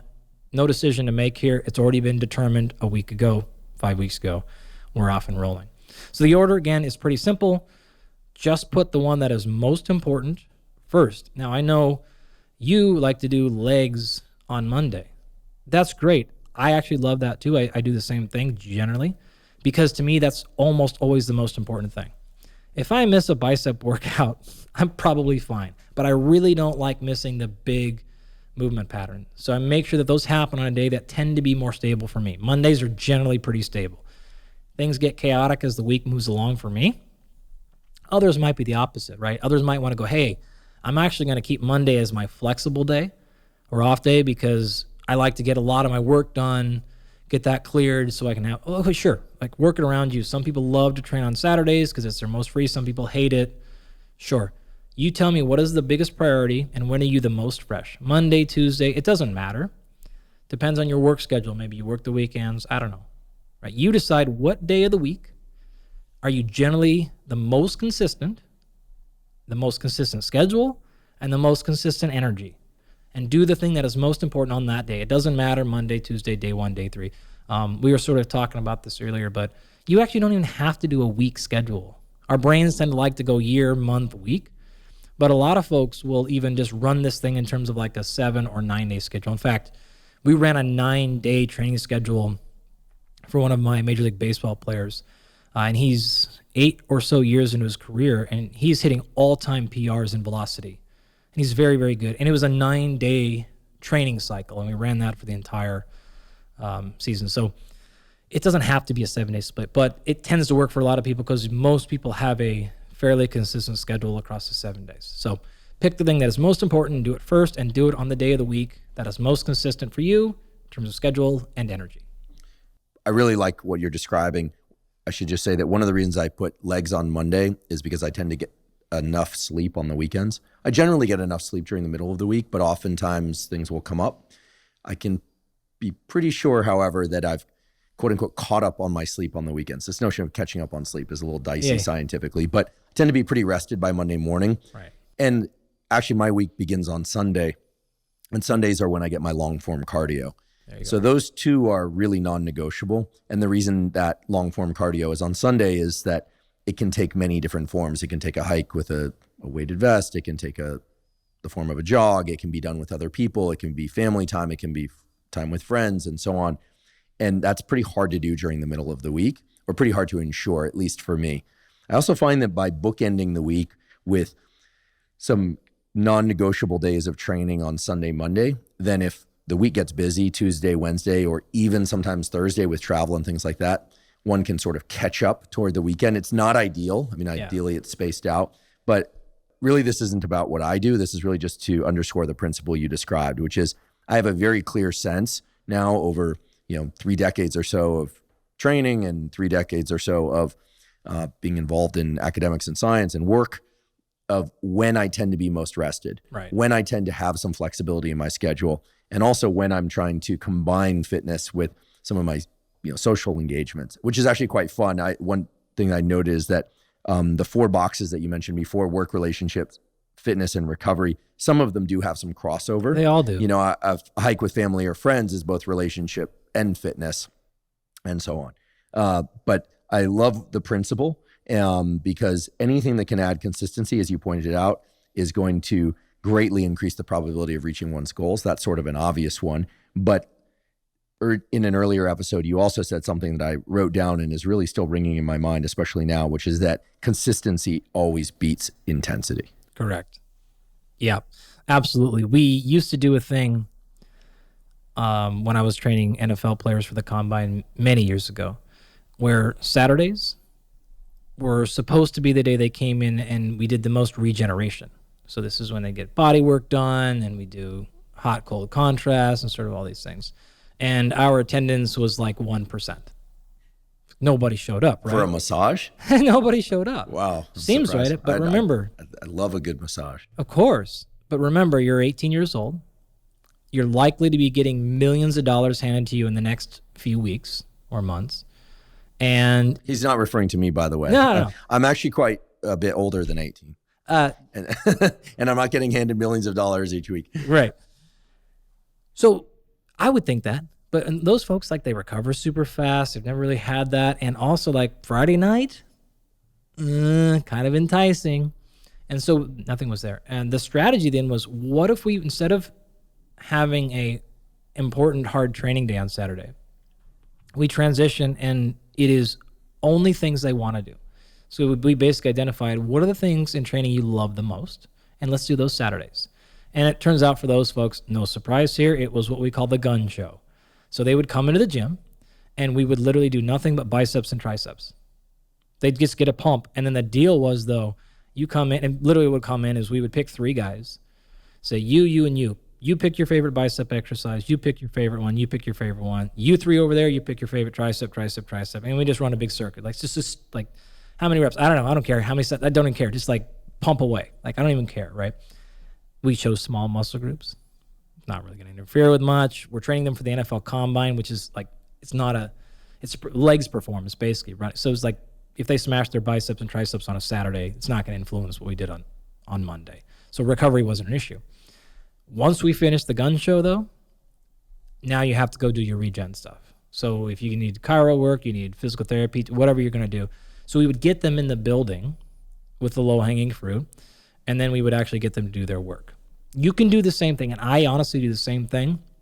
I tend to do either, if I'm going to do an upper or lower split, I'm going to do that stuff either Friday night or Saturday, because it's very difficult for me to do a hard, long workout Friday night, right? Or even Friday morning for that matter. The same thing Saturday. I wake up and now it's like, it's family mode, it's kid things. I want to do stuff. But I can usually convince myself to be like, all right, just go in there, go 20 minutes and get your upper body stuff done. All right, I can walk myself into that mentally. It's harder to walk yourself into your 5 sets of 5 deadlift. It's sort of just like, whoa, I ain't got that in me right now. My high intensity intervals, the max I don't have that right now. So I'll either go for my long steady state stuff, which is like, I'm going on the bike, I'm riding down to the beach, we're coming back, nasal only. I can get myself to go for a bike ride like that, or whatever. So I pick the thing that I'm likely to do on the days where I'm probably going to be my weakest, quote unquote, not physically, but motivation wise. For a long time, I tried to it just got stuck in a way where my harder stuff was Friday nights. And I'm just like, why am I doing this? I was having like a 50% success rate, just like we were having like a no % success rate with the NFL guys on Saturday. So you have to be a little bit tough. You have to grind sometimes. You have to, get some motivation and go after it. But you also have to be like, well, this is just stupid planning, right? Like, why put yourself in a position where you're just failing over and over and over when I could move it and go, look, those sessions are going to be things that are easier. They don't require as much gusto to get up and get them done. I get those things done 90% of the time. Because the worst case, I can be like, all right, we're going to go do a family thing. Give me 20 minutes. I'm just going to run up there and smash upper body. And you don't need, I need a 20-minute warm-up. It's like I can just kind of jump into those things if I had to. If I feel great, then I can still go do something else, or I could do more. I could do a longer session. But you're sort of immune to any situation. So I would bookend those, I guess is what I'm saying. What's the day you're going to have the best day, and what's the day you generally have the worst? And put the programs around those situations. I love the idea of identifying the friction points, the high friction and low friction days. Yep. Friction meaning anything that impedes you from training consistently or well. And there are so many factors that ratchet into that: sleep, other social engagements, work. Friday night, I also find it tough to do any kind of training. I do cardiovascular training. I do interval type training on Fridays typically, but there's a lot of cumulative fatigue and stress that happens across the week. And usually for a long time, more than a decade now, I've been telling myself that Saturday is the day that I try to reduce my cortisol as much as possible for the week.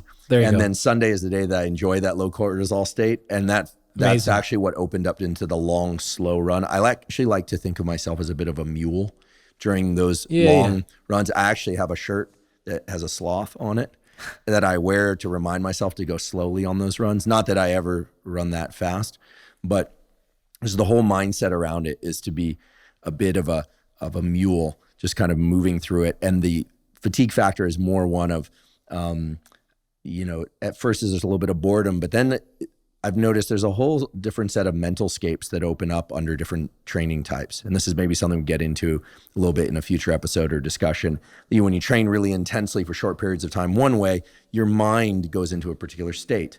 When you do long duration training, your thinking and indeed even the way it affects sleep patterns is also very different. I think one of the great futures for neuroscience and exercise science in collaboration is to identify how different patterns of physical movement relate to different patterns of thinking, and vice versa. Amazing. Anyway, something maybe to just earmark for a future conversation, but there's clearly a relationship there. Yeah. Well, when we certainly know of a pretty clear relationship between even what we would classify as zone 5 exercise and deep sleep. So zone 5, again, being you're breathing a lot through your mouth because you have to in order to bring in enough oxygen to offset the acidity created by the carbons. Exactly. Yeah, this is the high heart rate. So if you're going to look at it and hit a number, looking for something like 30 plus minutes a week, being in the top 10% of your heart rate. That impacts deep sleep? Is going to positively impact deep sleep, as long as it's done very far away from deep sleep. So you don't want to do that at night. So you want, in terms of time. So if you hit those numbers earlier in the day, oftentimes that will enhance deep sleep. Yeah, I was looking at some papers recently, and the number that kind of emerged from those papers was that unless it's low intensity exercise, trying to exercise about 6 hours or more away from your sleep time would be ideal. Now, Bingo. That said, for those of you that have to hit the gym or go for a run in the evening and then are trying to fall asleep 4 to 6 hours later, I wouldn't want that statement to impede your regular exercising. Yeah, there's an easy trick to that. Just finish it with down regulation breathing. So that's sort of one of our things that because that is a realistic situation, right? Right. Finish work at 5 or even 6, and then by the time you're training or running or whatever you want to call it, it's 7:38. You're home at 9. You're eating, and then everyone's like, you can't eat 2 hours before bed. Pretty soon, you run into a number of different collision points that make you wonder whether or not you're doing everything wrong or if it's really worth training at all. 100%. And I would argue it's better to train than not to train, but provided that you can still get to sleep. 100%. So you have to walk a little bit of a game. We run into this issue with the NBA players, right? You're playing games at 6 o'clock at night to start. Major League Baseball is a 7:05, 7:10 pitch, right? And also, by the way, we're changing time zones every 5 days. Right, UFC fighters and such, we're usually training twice a day. There is no option to train, we are training twice a day, always. So we have to come up with strategies for that. And there's other non-athlete scenarios, of course, where it's like there is no other option here. Cool. So what we do is a couple of things. Number one, the further away you can make it from sleep, the better if possible. We do need to train, though, around the same time you're going to be playing. That has to happen. So the harder and longer we go in the training session, the harder and longer we go in our down regulation post-exercise. And that is, in my estimation, the number one lever you can pull that can help, right? Now, if it really does start crushing sleep, you're going to have to make a critical decision there. In general, it's not a good reason to not exercise. But maybe you restrict it to only a couple of days a week, you go all the way up in intensity, and the rest of the days, maybe 70%, you stay in just kind of a working zone. Awesome. Maybe it's a longer down regulation. Maybe there's other strategies you can do. But yeah, you want to be careful of, and we've had this situation a number of times where it's sort of just like sleep complaints. We run full sleep studies on them in their house. We do the whole thing with absolute rest. We come in, we do the whole thing, eye tracking, biomarkers, the whole thing. And it's like, oh, you just need to stop doing intervals at 8 p.m. Right. And I would add to that, another incentive for being able to train with or without caffeine is that it's very clear that even if you can fall asleep after ingesting caffeine in the preceding hours, that caffeine consumed in the, 12, but really, 8 to 10 hours, 4 hours prior to bedtime really disrupts the architecture of sleep. So if you critically rely on caffeine in order to train, whatever your training might be, and you know that sleep is important for recovery, well, then it's pretty obvious where I'm going with this. Yeah. So having that flexibility is vitally important. Yeah, you've probably also covered this, but you can actually measure that directly. So by eye tracking patterns, you can actually identify the effects that caffeine has on sleep independent of a sleep time or not. Right. They're never positive effects. Correct. That said, I am a proponent of caffeine early in the day. And caffeine does have a lot of, it's anti-neurodegenerative, and as long as you're not getting anxiety, it's pro-performance, both mental and physical performance. But of course, if you do not need caffeine, if you're one of these mutants that do not need caffeine in order to go about your daily living with focus and intensity, then by all means, don't start taking caffeine. I'm not the hugest fan. I am scientifically 100% on board. Personally, I don't do well on it. Well, you seem to ride a little bit more what we would call, sympathetic tone, kind of shifted towards more alert. I tend to be naturally a bit more like my Bulldog Costello was, a little bit more on the mellow, sleepy side. Yeah. And caffeine just puts me right at that alert but calm place. And I can get away with drinking I wouldn't say ridiculous, but a fair amount of caffeine and remain there. But I do restrict it until the time right up about 2 p.m. at the latest is really when I try and drink caffeine. Number 7. Great. So number 7 and 8 are pretty simple. This is now choose the intensity and the volume. So we've discussed those at length in the previous episodes.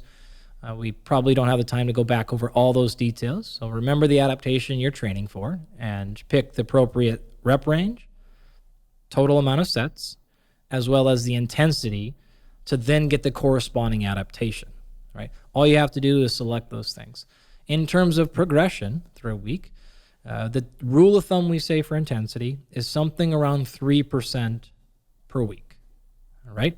For volume, it will depend on what you're doing a little bit, but anytime you cross more than 10% per week, you're going to start running into problems. So I like 5% better. It doesn't need to be as low as 3.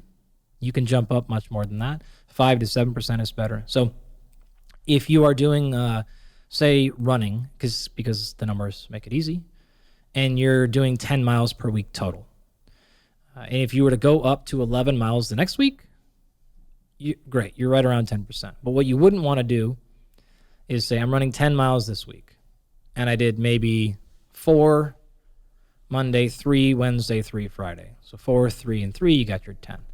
Then you wouldn't want to add a mile every day. So Monday, instead of doing 4, I did 5. Wednesday, instead of doing 3, I did 4. Friday, instead of doing 3, I did 4. What you actually did is you went from 10 to 13, which is a much higher percent jump than the 10% prescribed. So the same thing would be true for lifting weights. The same thing is actually true for calories and if you're trying to add them, etc. So the body tends to not handle those things as well, jumping more than 10% per week. So keeping with this idea of increasing progressive overload, being 10% more over some period of time, am I correct in assuming that I want to identify 1, maybe 2 meaningful variables and progressing that or those variables? So progressive overload can come in the form of any of the modifiable variables. So you could increase the complexity of the movement. You could increase the intensity or the load. You could increase the volume by either more sets, more reps, or more total exercises in a day. What about time under tension? You could also manipulate how the tempo of each repetition. You could also manipulate how many times per day you train. So you can manipulate frequency. You can also manipulate rest intervals. So you can progressively load any of these things. Increase intensity. Run a little bit faster. Complete the same amount of work slightly faster. put 5% more on the barbell or the load or the handle or whatever you're going to do. That's a simple way. If you want to think about volume, in the case of endurance work, it's simple. Mileage, time, whatever. In the case of lifting, all you have to do is take the amount of repetitions you're doing per set, multiply it by the sets, add that all up. So if you're doing 3 sets of 10, that's 30 repetitions. If you did 3 exercises, you just did 90 repetitions. Put that number down for Monday, put that number down for Wednesday, put that number down for Friday. Add that total up. So say you did 90, 90, 90. You would look and say, my total number of repetitions this week is 270. If I want to go up 5%, then I need to go up another 15 or so total repetitions.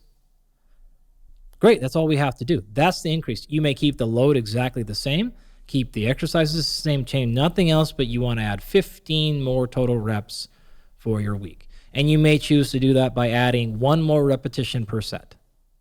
Close enough. So last week I did 3 sets of 10. This week I'm going to 3 sets of 11. It can be as simple as that.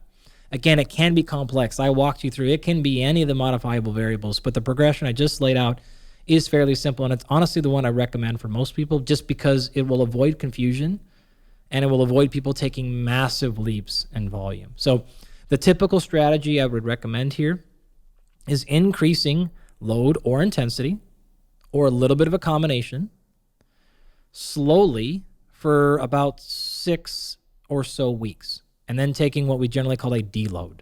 So back down to maybe 70%, whatever that number is you've been doing. So you did 3 sets of 10 and you worked yourself all the way up to 3 sets of 15. Back that down and maybe we'll do 2 sets of 8 for the week. And then we'll come back the following week and go back and do the highest we've done now. All of a sudden we're going to do 4 sets of 12 or something like that. So if you get these little deloads every, depending on what you're doing, 4 to 8 weeks or so, you should be in a spot where you can continually progress for a very long time without either burning out or overloading and overstressing an injury pattern. So the simple way, pick intensity or volume and just go up slightly every week for a short span of time, generally around 6 weeks, and then you can come back and change your strategy if you like.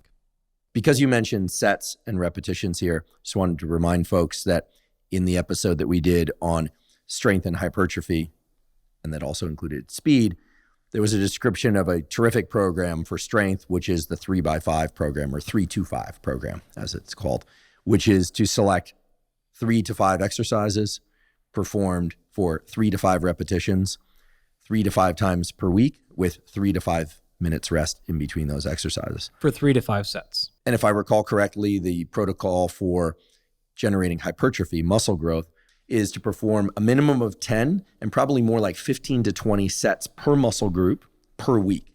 And that can be done in a single session per muscle per week. So one could train, for instance, quadriceps 1 day per week, as long as you're getting that volume of sets per week. Or it could be divided up across 2 or 3 different sessions for that individual muscle group. Of course, people are going to target all their major muscle groups and hopefully some of them minor muscle groups as well. And as I recall, the number of repetitions that can generate hypertrophy is quite broad, anywhere from 6 repetitions all the way up to 30 repetitions. But by the end of the set, it should be to failure or close to failure with good form. Is that correct? Yeah. And we would say close to failure is probably most appropriate. You can actually reach failure maybe on a few of the sets, maybe the end, and probably best to choose that with the exercises that are safer. Not that any exercise is particularly unsafe if you do it appropriately, but you may not want to go to true failure on every set for the more complex, larger, riskier exercises. So hedge pretty close to failure, but not all the way. And I realize I forgot to mention rest intervals between sets.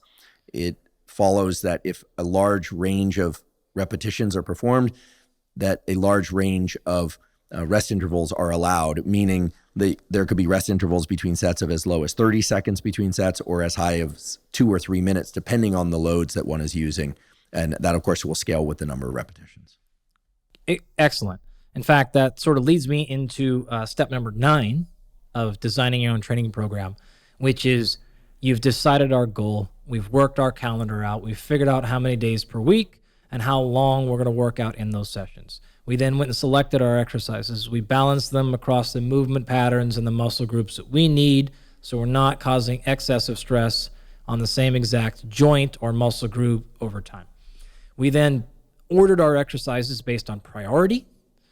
All right. Because of that, we've identified our goal. We went back and we selected the volume, which is the repetitions per set, the total amount of sets, and the load per set that matched the goal that we wanted to get or the adaptation. Now all we have to do is fill in the rest intervals, which reflect back again the goal. So generally higher rest intervals, which means time that you rest between your sets, higher, somewhere between 2 to 5 minutes for things like speed, power, and strength. Perhaps a little bit lower, although as you mentioned, it could also stay high for hypertrophy. And then for endurance, you follow the rest interval that reflects the type of endurance training that you'd like to get. That's walked us through 1 through 9. We're almost done. We've put together a pretty nice little protocol. It should be well-rounded. It should be effective. We've also talked about how to progress it from week to week, keeping it within, again, 4 to 6 weeks, maybe up to 8, before we then take a back off. The very last thing we have to do to make sure this training program is customized to you, your goal, and your situation, which is then going to enhance your likelihood of adherence and consistency, as well as increase the likelihood of effectiveness, is we just have to do a little bit of what we call chaos management, which is take a quick moment to think through, this program looks great, but if I had to nitpick it, where are the possible chances of failure?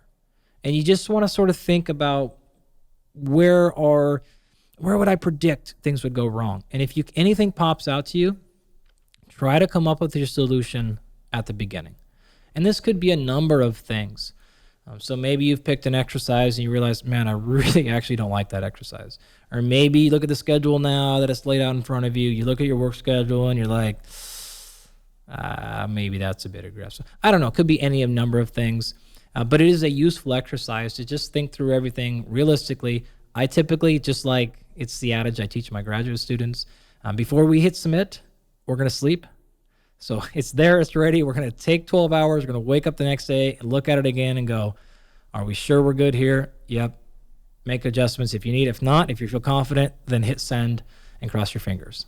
Yeah, we were referring to submitting the manuscript. It's interesting you say that. I have a statement that I always make to people in my lab. They hit submit, and I always say that you realize you're going to wake up tomorrow morning, there's going to be an email in your inbox that something was formatted incorrectly, and you're going to spend tomorrow reformatting and submitting again.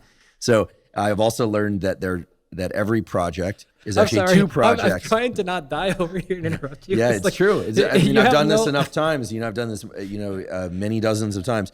And then there's also another truism of science, which is that, there's the project, there's a scientific question, and then the paper is yet another project. And I actually think this is an analogy that carries over to other domains of life. I think that anytime we take on something, if we want to write a book or we want to get a degree or we want to run a fitness program, I think it's worth thinking about those decisions as actually taking on two major things, because one is the planning and organization around that thing, and the other is the actual performance of the thing. And so I say that Wonderful. because here, what you just described, this 10 steps to consider in designing a program. I think some people who are real list makers and love the precision and the thoroughness, and I'm one of these people, thinking this is great. I just want to check off each one of these things on the list and figure out the ideal program for me for a given period of time, et cetera.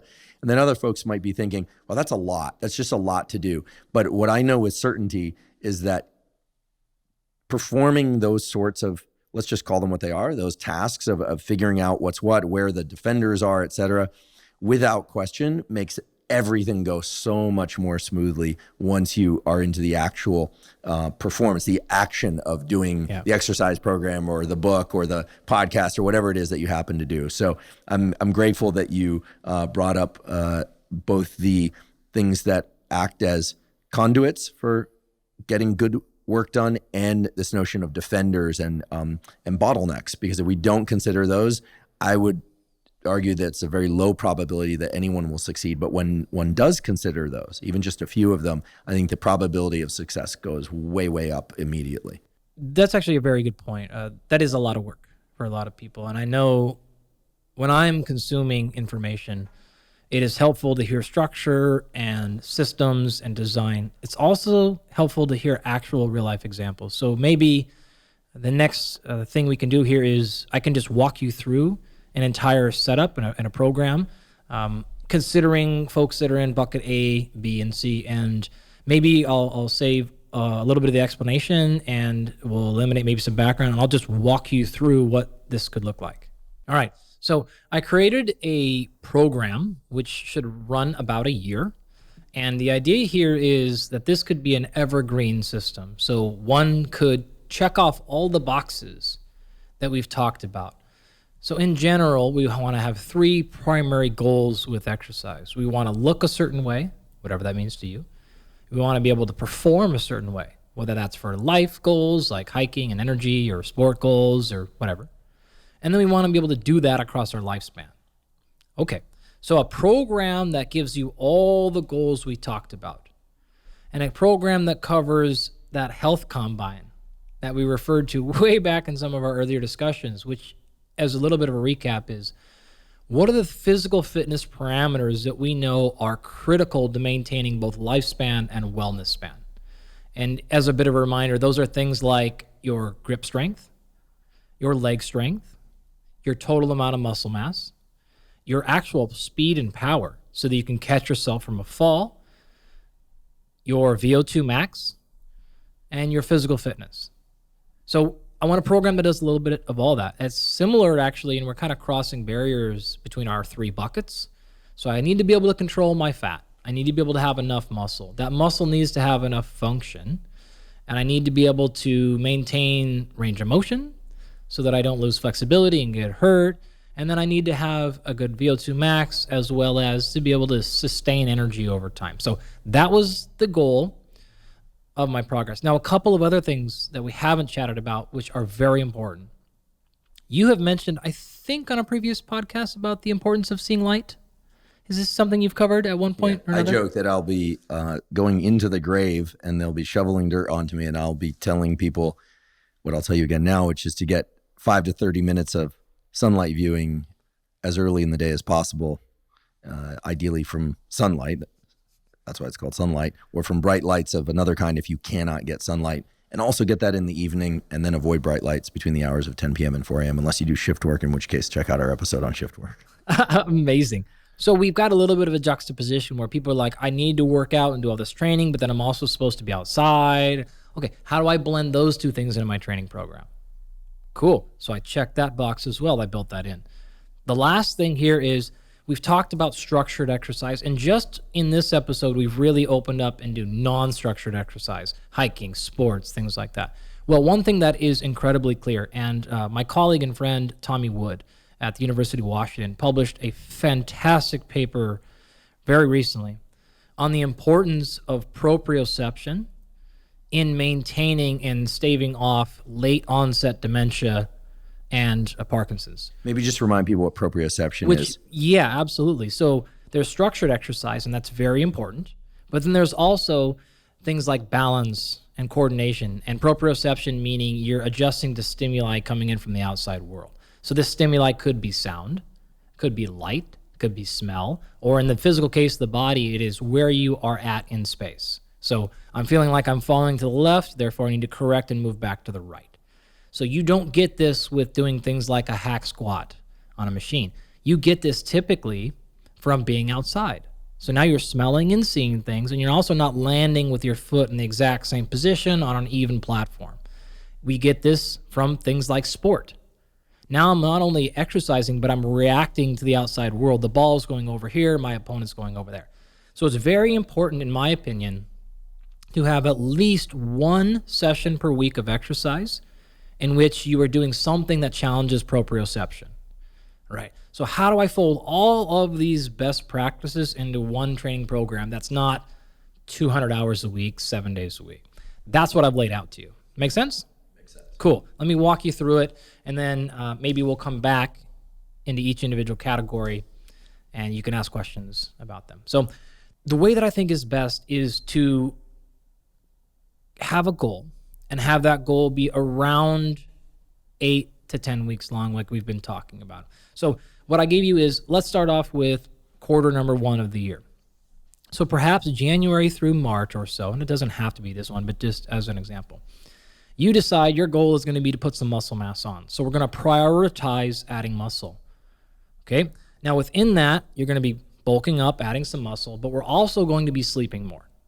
We know we need extra recovery in this session, and we need to go up in calories. Now this happens to work nice for a couple of reasons, but in that protocol, maybe we're going to do 7 days or 7 sessions a week of physical activity. Doesn't mean 7 days, but maybe those sessions are something like, I will do 1 indoor sport. This could be basketball. Could be any number of things, right? So I got my sport ticked off and it's indoors. Why? I'm January to March. The weather's probably not great for most of the world, so I'm not going to do as much outside activity. I'm going to do weights maybe 3 or 4 times a week, and then maybe 2 days a week I'll go for a long walk. Okay? Again, we'll come back and I'll explain to you why I made all these individual choices. So you're going to run that for the first quarter. At the end of this quarter, you're going to take a deload week. Now, this could be fully off. Maybe this is when you schedule a vacation. Maybe this is backing off. Maybe you just keep your walks in and you spend the extra time on your family or work or whatever else we need to do. So we've bulked up a little bit. We've spent 12 weeks adding some mass. Now we're going to transition into quarter 2, which is where we start to actually get lean. This is actually a pretty standard bodybuilding template, which is you put on some mass first and then you get lean after that. So now we're going to get lean from April to June. We're going to bring calories down a little bit. So now we're actually going to play in a hypocaloric state somewhat. The days tend to get longer. So we're going to have more time to spend in the sun. So we're going to shift a little bit from an indoor sport activity, like the example I said earlier was basketball, to maybe stand-up paddleboarding or some other thing where you're actually getting your sport done. You're reacting, you're using proprioception, but now you're getting that sun in there as well because you have a greater opportunity to actually do so, and the weather probably is going to cooperate with you more often than it would in, say, February. You're then maybe going to pick a fitness or an exercise class, any number of routines where you're with multiple people. And then 2 days a week, in addition to that, you're going to maybe lift some weights. All right? So now we've added some muscle. Now we've got lean. And all of a sudden, we're actually looking pretty good for the summertime. Interesting, right? Quarter 3, July to September, we'll transition and we'll try to get into great cardiovascular shape. So we'll transition more into some high-intensity interval type of stuff more frequently. We're going to maybe stay at maintenance calories now. We spent a little bit of time hyper, then we went hypo, and now we're going to go back to maintenance and keep along. We're going to continue to choose some outdoor sports, but maybe you change it up. Maybe you keep the same one. Maybe now we switch it out into golf, or now we pick up pickleball, or we play basketball, but now we just do it outside. Any number of things you can do, right? So maybe even we do a couple. Change it up. You do that twice a week. You're spending more time in the sun now. You're looking outside and you're seeing this great weather and you're not cooped up in a gym, but you're getting your physical fitness in. That's also going to be aiding in your high intensity or your interval, your conditioning, because you're doing more stuff like that rather than lifting in a gym. And then maybe you're actually going to do some track workouts. Maybe we'll do this on a bike or we'll do some hill sprints outside, any number of things.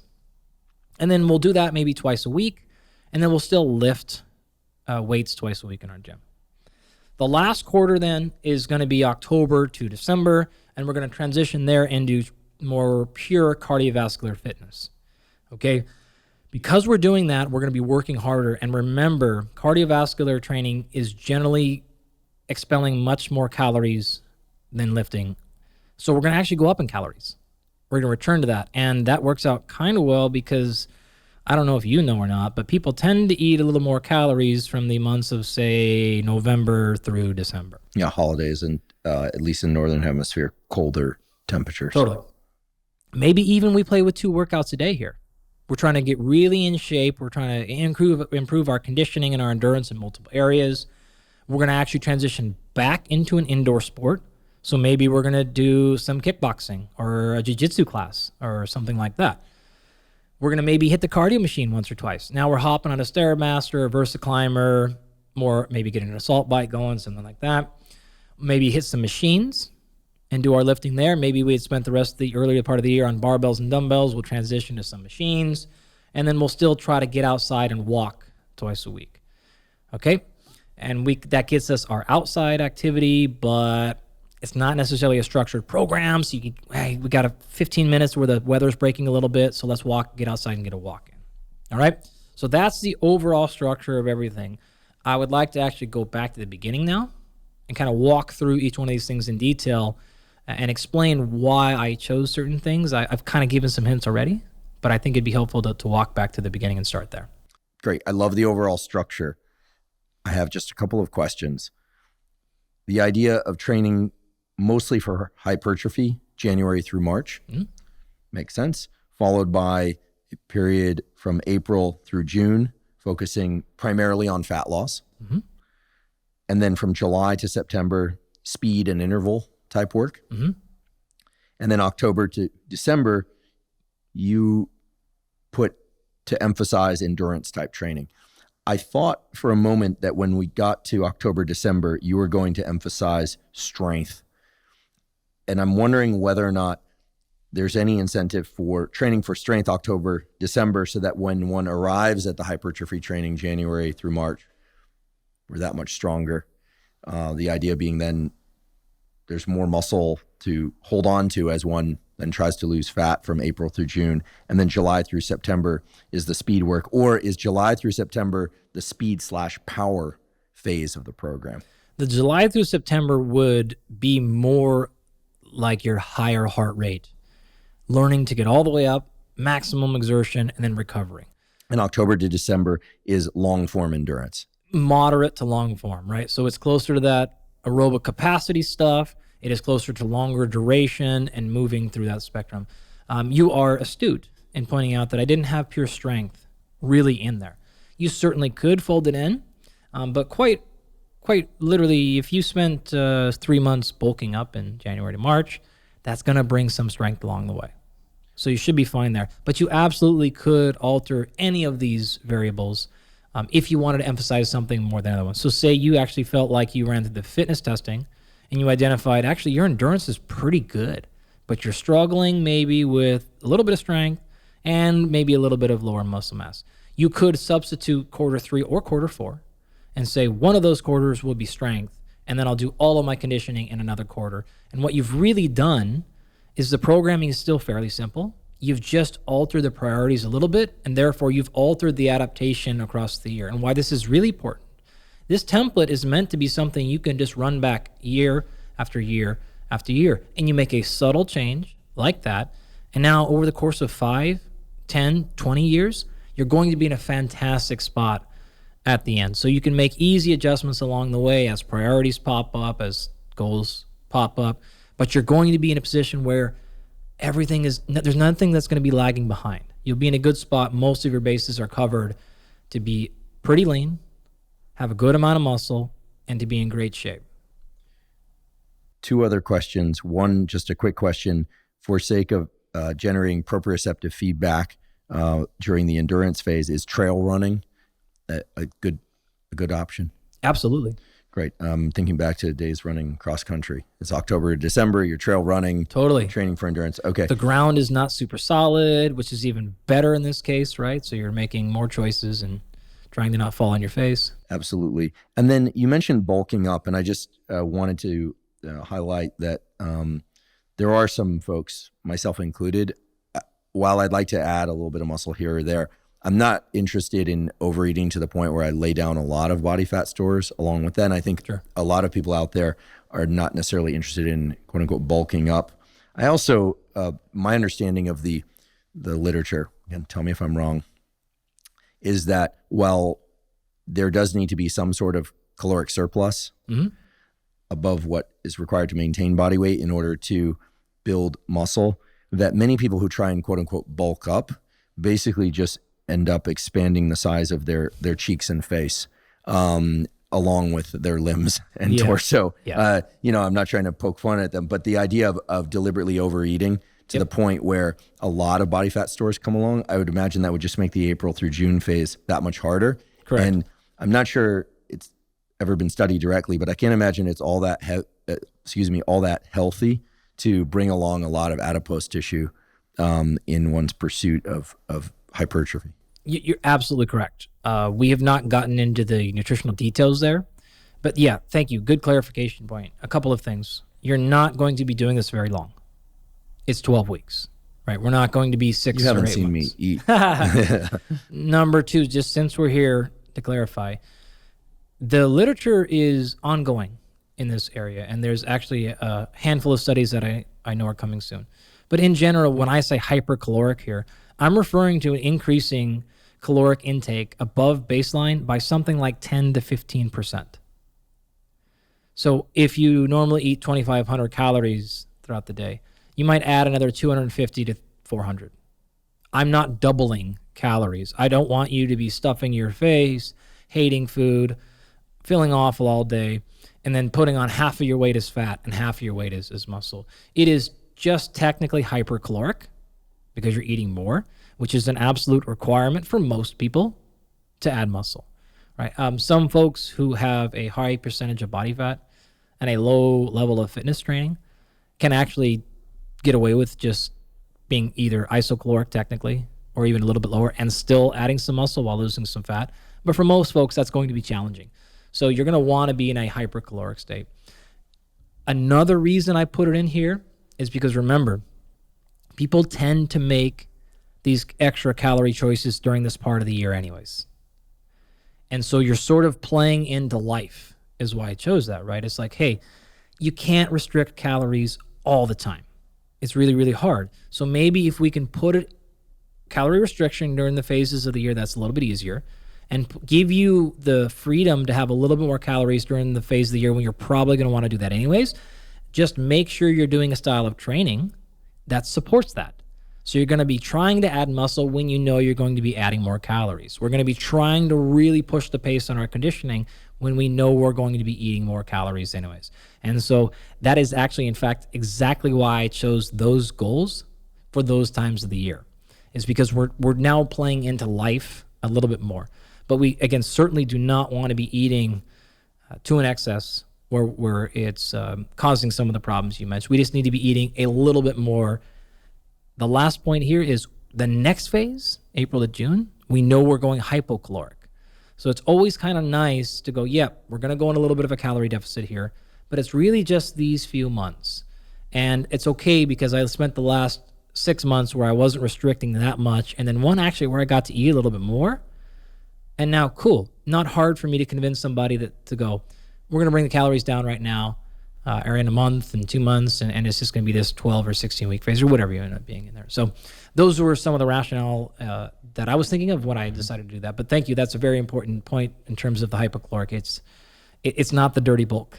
It's not the excess that a lot of folks will do. And just a final point for folks in the Southern Hemisphere, Australians and South Americans, we actually have a large listenership in the Southern Hemisphere. Of course, adjust accordingly, even though the holiday months are still in November, December. There are, of course, holidays all year long, folks. But many of the major holidays are around November, December, but it's summer down there. Just adjust accordingly. There's nothing holy about trying to achieve certain adaptations at certain times of year. It's more about trying to eliminate bottlenecks, defenders, as you mentioned, and it's really about the sequence. So if we go back to that first quarter, we're going to try to add some mass for the reasons I just described, right?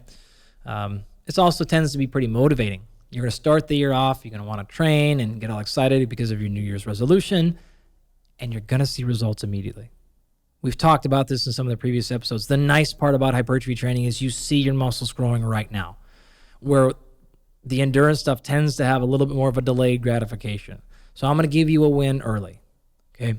Now, we're also going to be sleeping more because we know, and maybe we'll get into this in a future episode, that sleep is absolutely critical to recovery and critical to growing muscle mass. So you're going to emphasize sleep more during this part of the year, also because the sun is very low. It's harder to sleep for a lot of folks, longer when the sun is out for longer, especially if you don't have a perfect blackout curtain. Again, so you're just like trying to play with the restrictions life gives you and optimize your scenario. So the sun's probably not out very often, and especially depending on where you live, if you're anywhere Like where I grew up in the Pacific Northwest, it's going to be dark and gray and gloomy most of the day, so it's not hard to convince you to go to sleep a little bit more often. So we'll do that. That's also, again, why I chose an indoor sport, that activity. You're going to not shoot yourself in the foot. Being in the gym when it's cold and crappy outside is not that hard to convince yourself to do, so you're going to be lifting your weights, say 4 times a week. And then, again, getting some outside time in the form of a walk so that you can do it in the middle of work if you have to, or catching 20 minutes here or there, whatever it needs to be. The chances of you missing that walk are little, and you'll still get some outside time. You've talked about the importance of getting sunlight in, even if it is overcast, so you can still nail all those boxes and be in a pretty good spot at the end of that quarter. Okay, so moving on to quarter 2 then, April to June.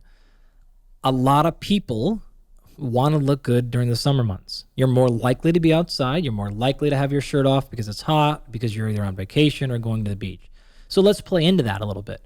Let's let people look a little bit better, if that's what they determine to be looking better, during the months when they're more likely to have that. You're also more likely to have things like weddings over the summertime. People don't get married often in the winter. And so people want to look good for these events. So let's play into what a lot of people already want, and let's help you get leaner. Not a lot of holidays that involve eating during that phase, and so you're not going to feel like you're missing out on a ton of life outside of maybe a few smaller holidays in that phase. The days are getting longer, and so we're going to choose to get in the sun more often. We can start getting a tan better. We can start getting ready for summer. And so this is why we exchanged our indoor sport for an outdoor sport. Surfing, hiking, cycling outside, whatever the thing is you want to do.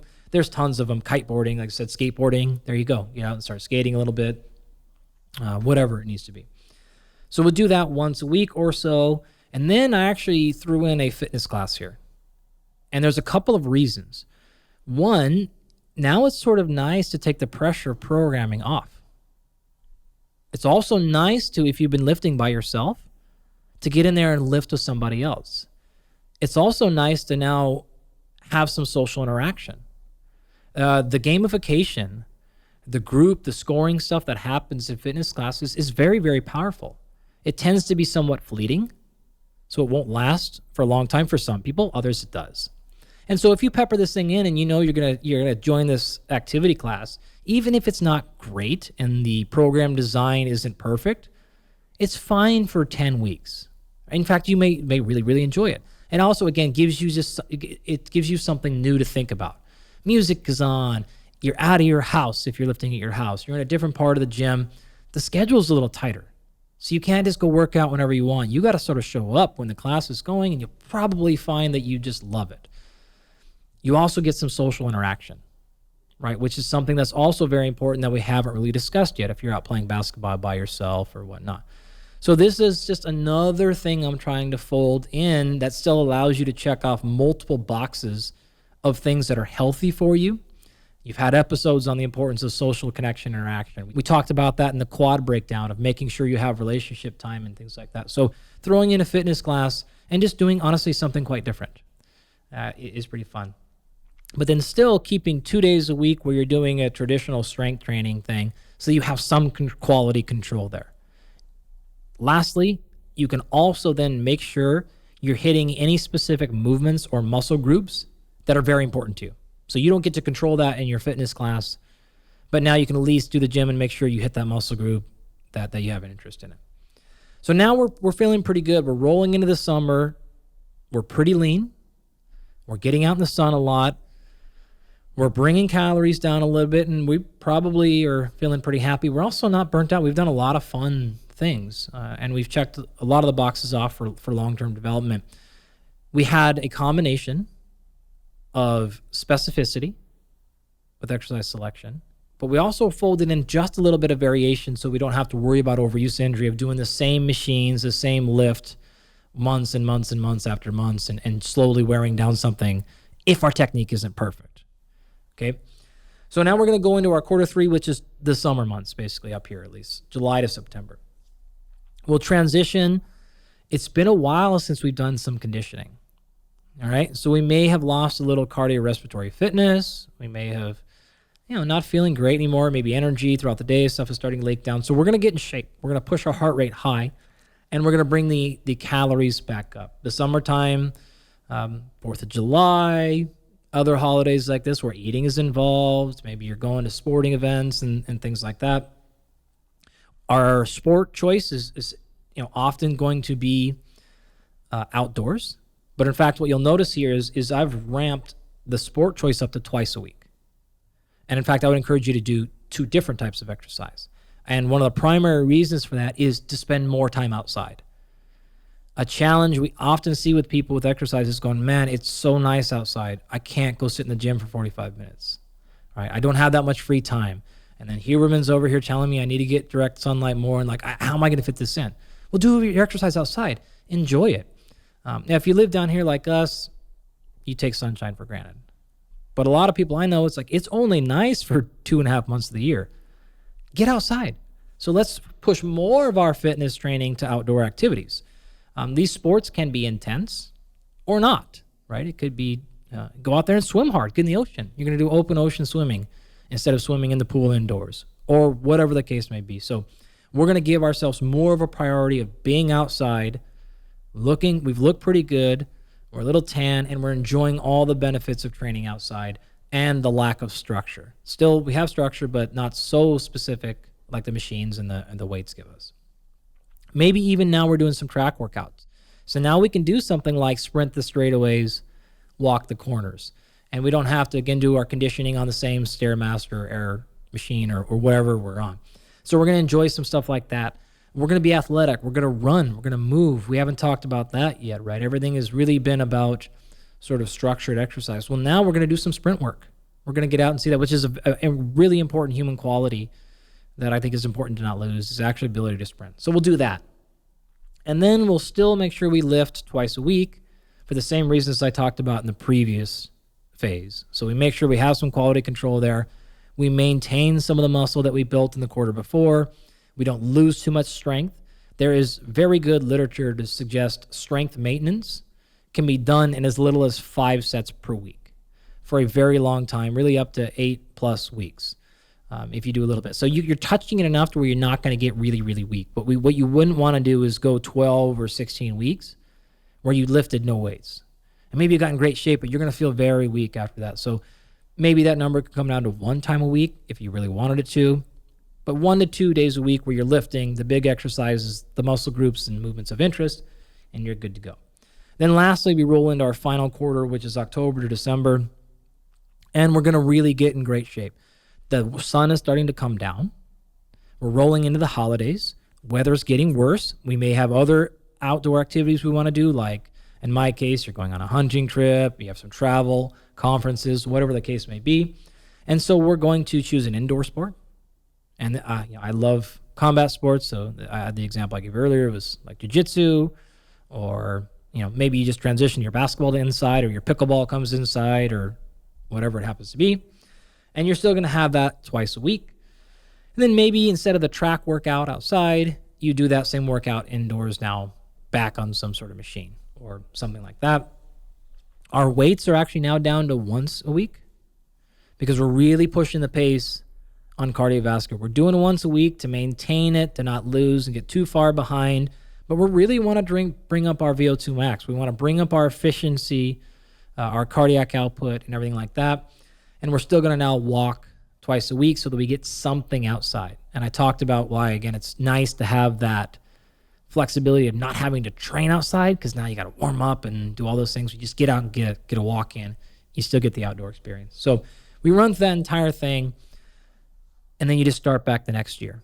Ideally, again, at the end of every quarter, you take a week off, whether that is a true full week off, which I'm fully in support of. I mean, friends, we're only talking about 4 off weeks a year. That's absolutely fine. Or it could even be a slight deload week if you want it to be. So we shouldn't run into too many issues of overuse. We have a lot of variety. We get a lot of movement patterns in because we're mixing in sport with machines and dumbbells. We're mixing in social interaction. We're mixing in the sun. We're mixing in enjoyment. We're mixing in fat loss, strength, hypertrophy. some cardiovascular endurance. We're mixing in calories in high, we're mixing in a little bit of calories low, and we're trying to hit as many of these nodes as possible. If you also wanted to cut each one of these a little bit short and repeat your fitness testing at the end of every quarter, you could. I would probably recommend doing it at least once a year, perhaps doing it maybe the third week of December or so. So you run that testing, that's your last week of training, then you get to go on your vacation break, you come back at the beginning of the year, you've got new goals, new targets, and you go. If you wanted to repeat it twice a year, do the same sort of thing at the end of June, it's fine. I know I laid these out as quarters, which is generally 12 weeks, with one back off week.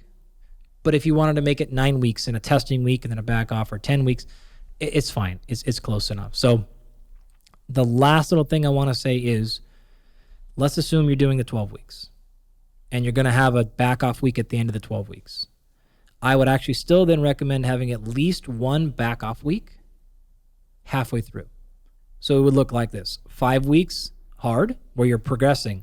You're going up, up, up, up, up. Every week you're either increasing volume intensity like we talked about a few minutes ago. Then week 6, deload. Go down to 70% volume and intensity. Come back, go hard for 5 more weeks. And now week 12 is your true off week, where you, again, take the whole thing off. If you do that, you now have 4 weeks a year where you're totally off. You have 4 weeks a year where you're really backing down. And you just have 5-week segments all year round where you're just going to push it hard for 5 weeks. You're going to get a break.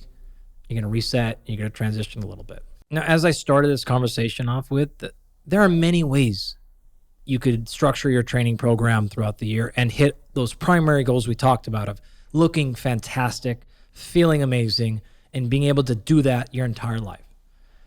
All I can tell you, though, is I know this model works because we've done this a lot with our clients in our rapid health optimization program. And this spans everything from 25-year-old folks who are competing in the Boston Marathon to a lot of individuals who have never exercised before, who maybe have done a little bit of exercise. In fact, it's quite literally all 3 of the buckets you laid out. We've had clients in all of those areas, both men and women, young and old. And we've had a tremendous amount of success transforming their lives using a very similar model to what I just laid out. I find that overall structure to be immensely informative. And I'll tell you why in the context of a number of examples with myself, although that's the least important of them, frankly, but examples of family members of mine and friends of mine who've undertaken consistent exercise training programs, but that haven't varied the program so much. And here again, I think of the person who really loves to swim. They have a low barrier of entry to the pool or to the ocean. They love being in the water. I am not one such person. I like being in the water, but I don't motivate to drive to the pool or to bike to the pool or to get into the ocean that often. Once I do it, I enjoy it. But for me, it's running and lifting weights, and it has been for a very long time. I have a family member, close family member, who doesn't really like quote unquote exercise, but loves dance and dancing. Going out dancing, yes, but dance classes in particular. Really enjoys it. Loves to be distracted from the fact that she's doing exercise and just really enjoys it. And it actually is a very good dancer, despite the fact that she's related to me. And on and on. There are many examples, I think, of folks that fall into the different bins that we talked about earlier, but that also tend to default towards a given structure of training one way and doing that throughout the year. I can tell you right now that I'm personally going to modify my schedule according to this 4 quarters per year. It actually works because I've mostly been on the quarter system in academics for a very long time. I was at a university that had a semester system once, but this quarter system is actually the one that we follow academically.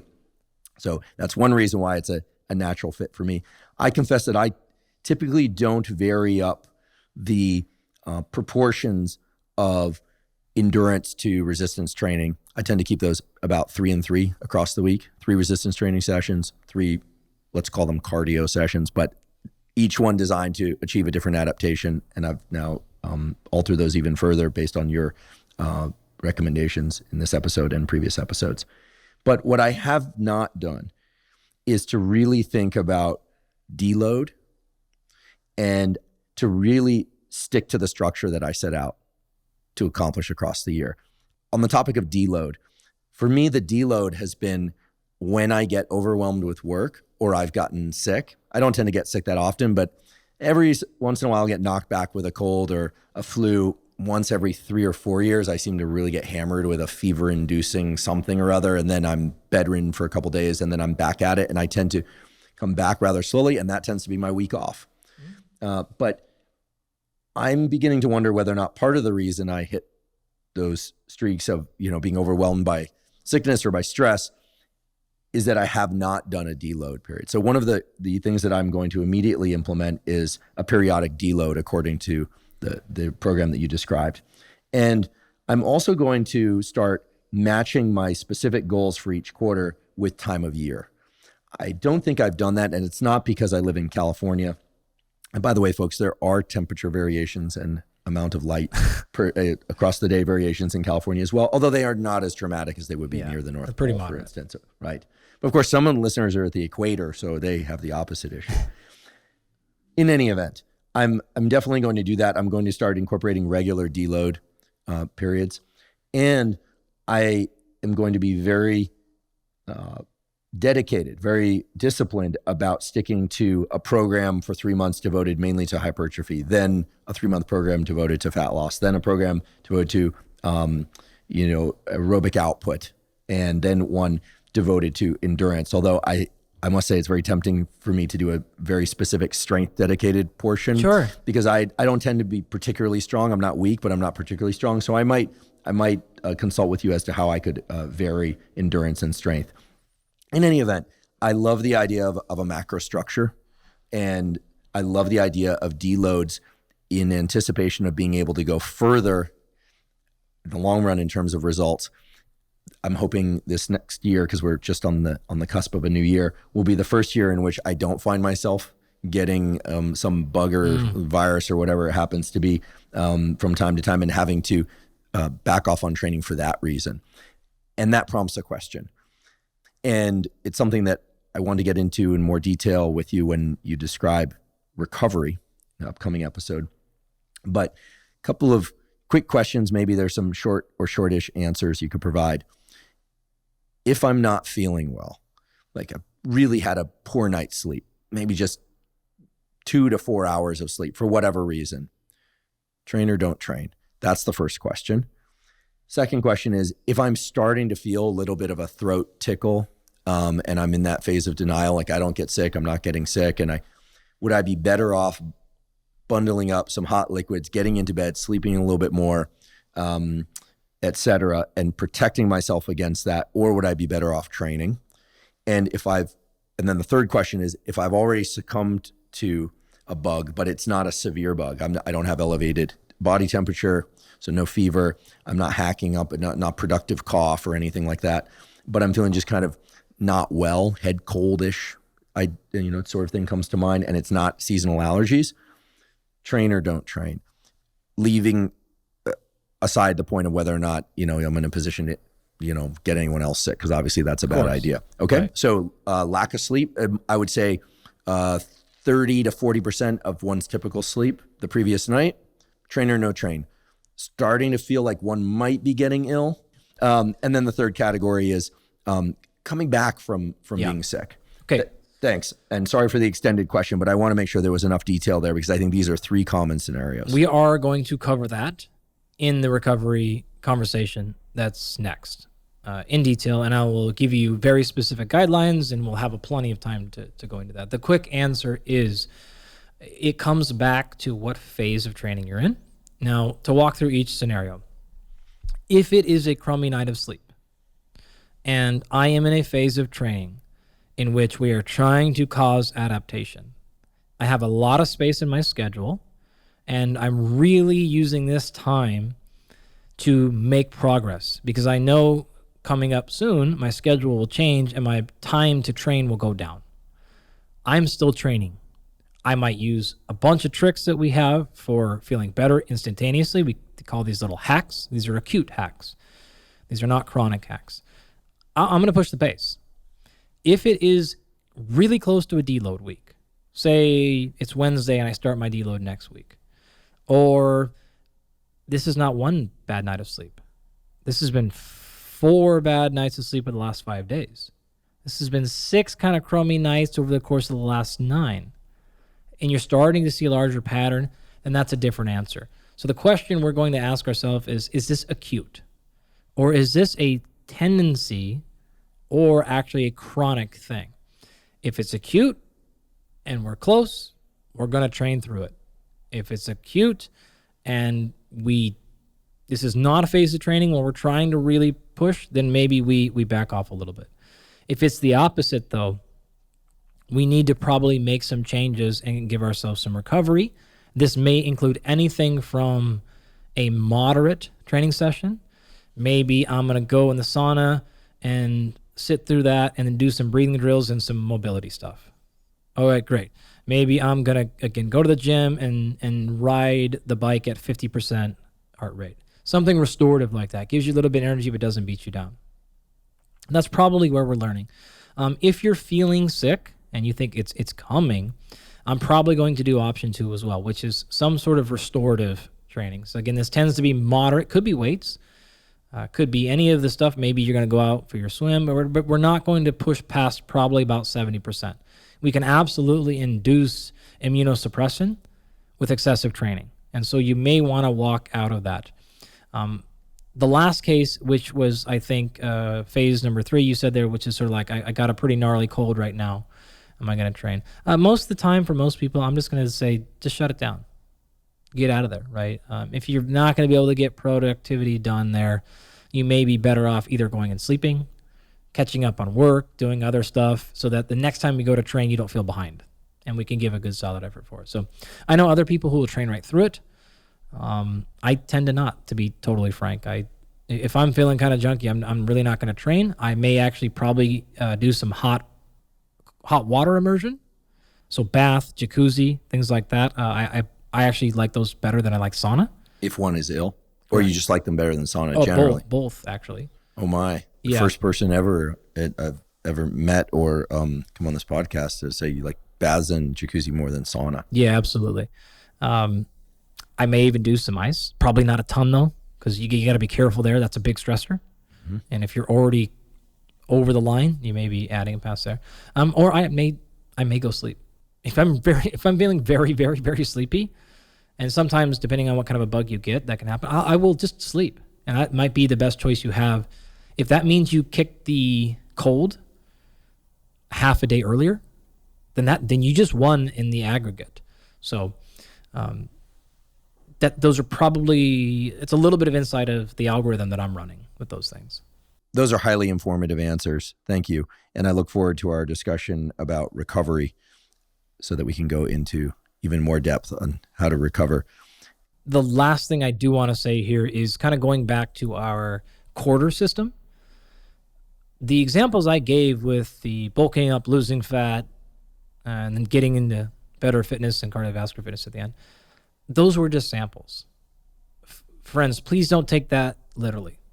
If you want to emphasize strength more, put in some more strength. If you want to emphasize a different one of our 9 adaptations, great, do that too. If you're somebody who has a lot of body fat to lose, then maybe put that for 2 consecutive sessions or every other. You can modify them. We've talked about 9 very specific training adaptations as well as then fat loss. I only gave you 4, which is just meant to be a sample that you can roll in or out, but use those priorities to adjust that system according to what is important for you now, 5 years, and then 45 years down the line for whatever that may be. So you are absolutely free to modify the order. You're absolutely free to modify the primary outcome, and then adjust the specifics within each quarter based upon what is needed to do to optimize that outcome. I think maybe one more tool we can offer people is maybe giving the individual week a little bit more structure. So the system I laid out is sort of like month by month, and maybe we can lay out, say, a 3-day-a-week workout program and a 4-day-a-week program. That would still hit some of the same well-rounded adaptations that probably covers, maybe not individualized per bucket that we've talked about, A, B, and C, but it's going to cover 75, 80% of what would need to occur in all three buckets. And then you can use that last 25% for your individual goal or specialization. So maybe we can jump into that next. Great. Let's hear it. The first one I want to give you is just a basic 3-day split. That again, same idea. It's a well-rounded exercise program. I actually wrote this all in an article that is on XPT's website, so perhaps we can link directly to that. I will just jump you straight to the answer. You can read more about why and details in that article if you'd like. But this is day 1, day 2, day 3. You could do these days where you split them up, actually having, say, 24 hours in between, or you could do these back to back. It doesn't necessarily matter. In this particular case, say day 1, you would start off and do a little bit of speed and power, and then you may finish that with a little bit of hypertrophy. Now, if you want to gain more speed and power, you just do more of it.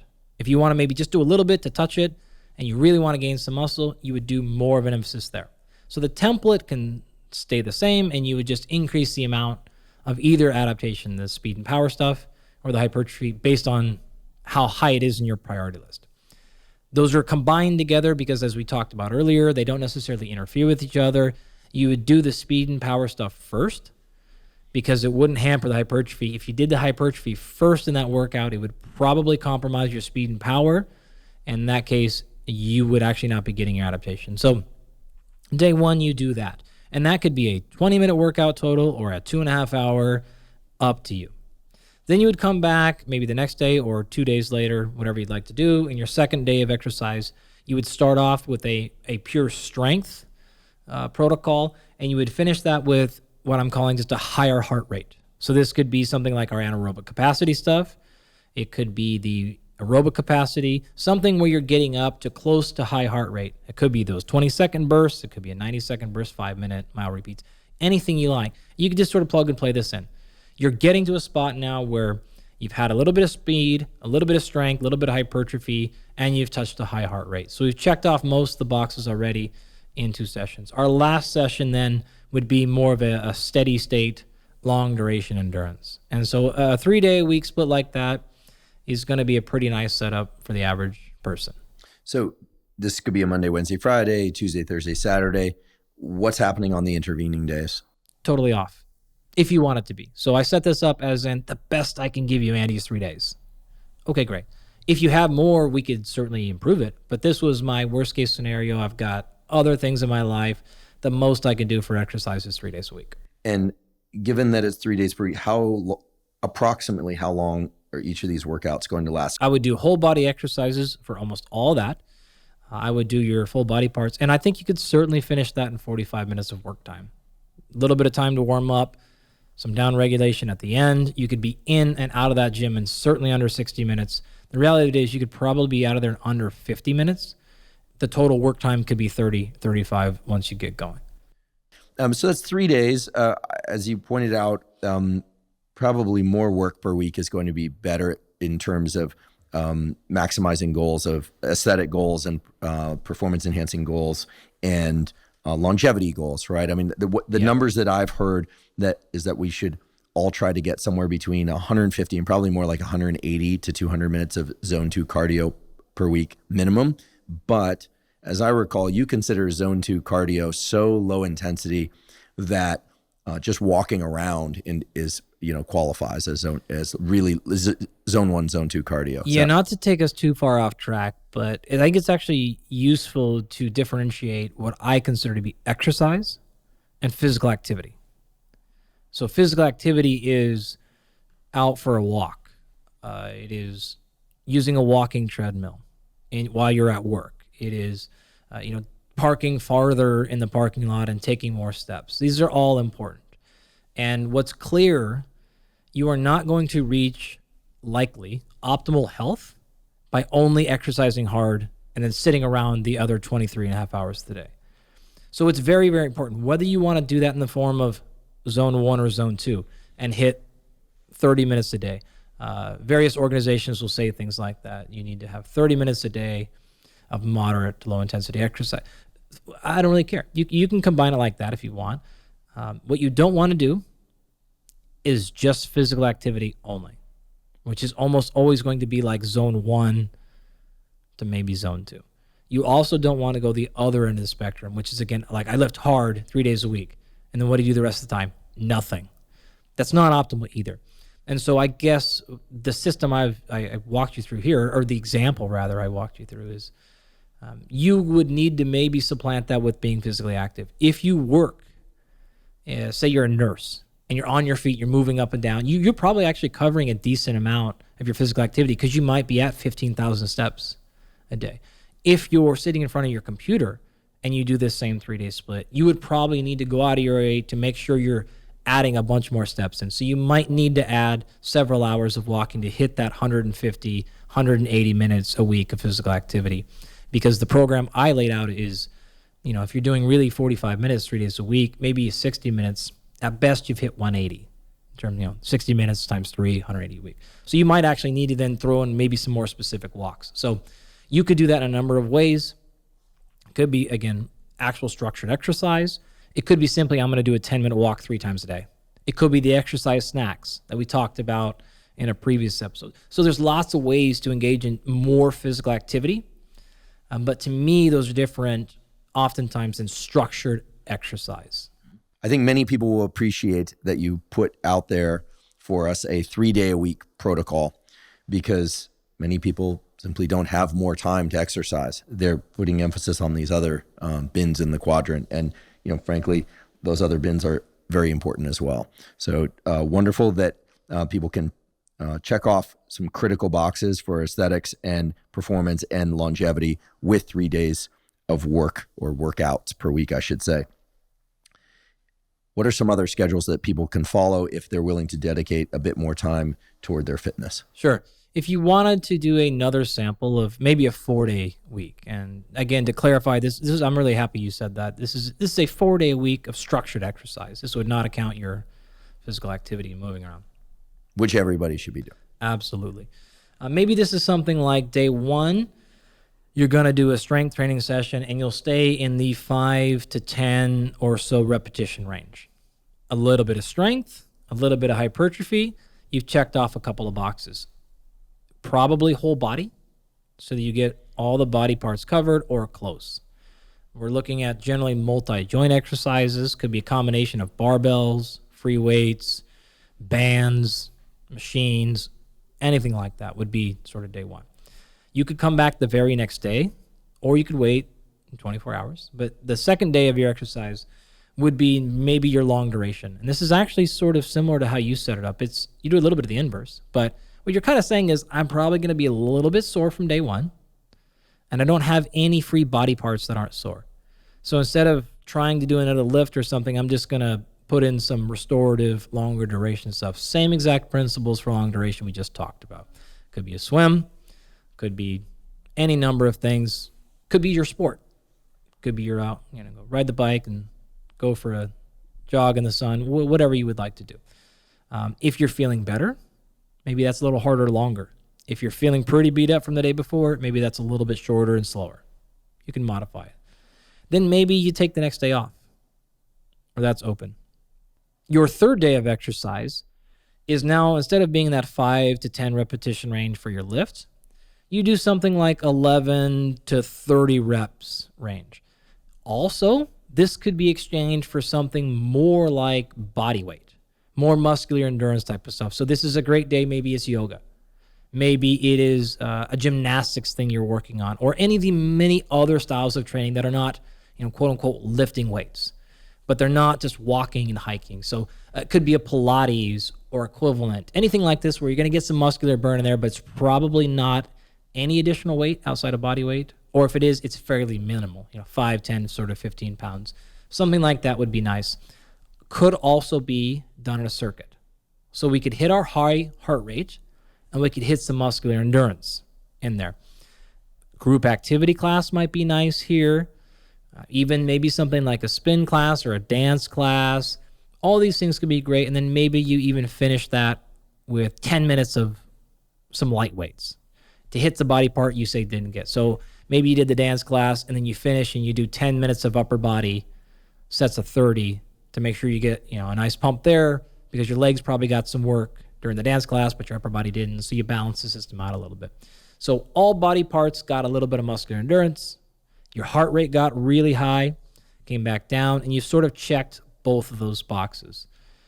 Now, it's important to remember the hypertrophy episode.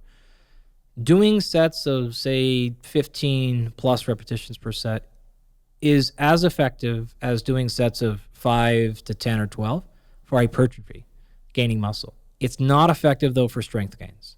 So you wouldn't want to do this only because you'd really be doing nothing to improve your muscle strength. And you want to make sure that that box is ticked at least a little bit. Then again, you could take the day off after this, or you could roll right into your fourth exercise day, which would be your last exercise session of the week. And you would do something more of like a medium intensity. So this is a little bit higher intensity than our second day.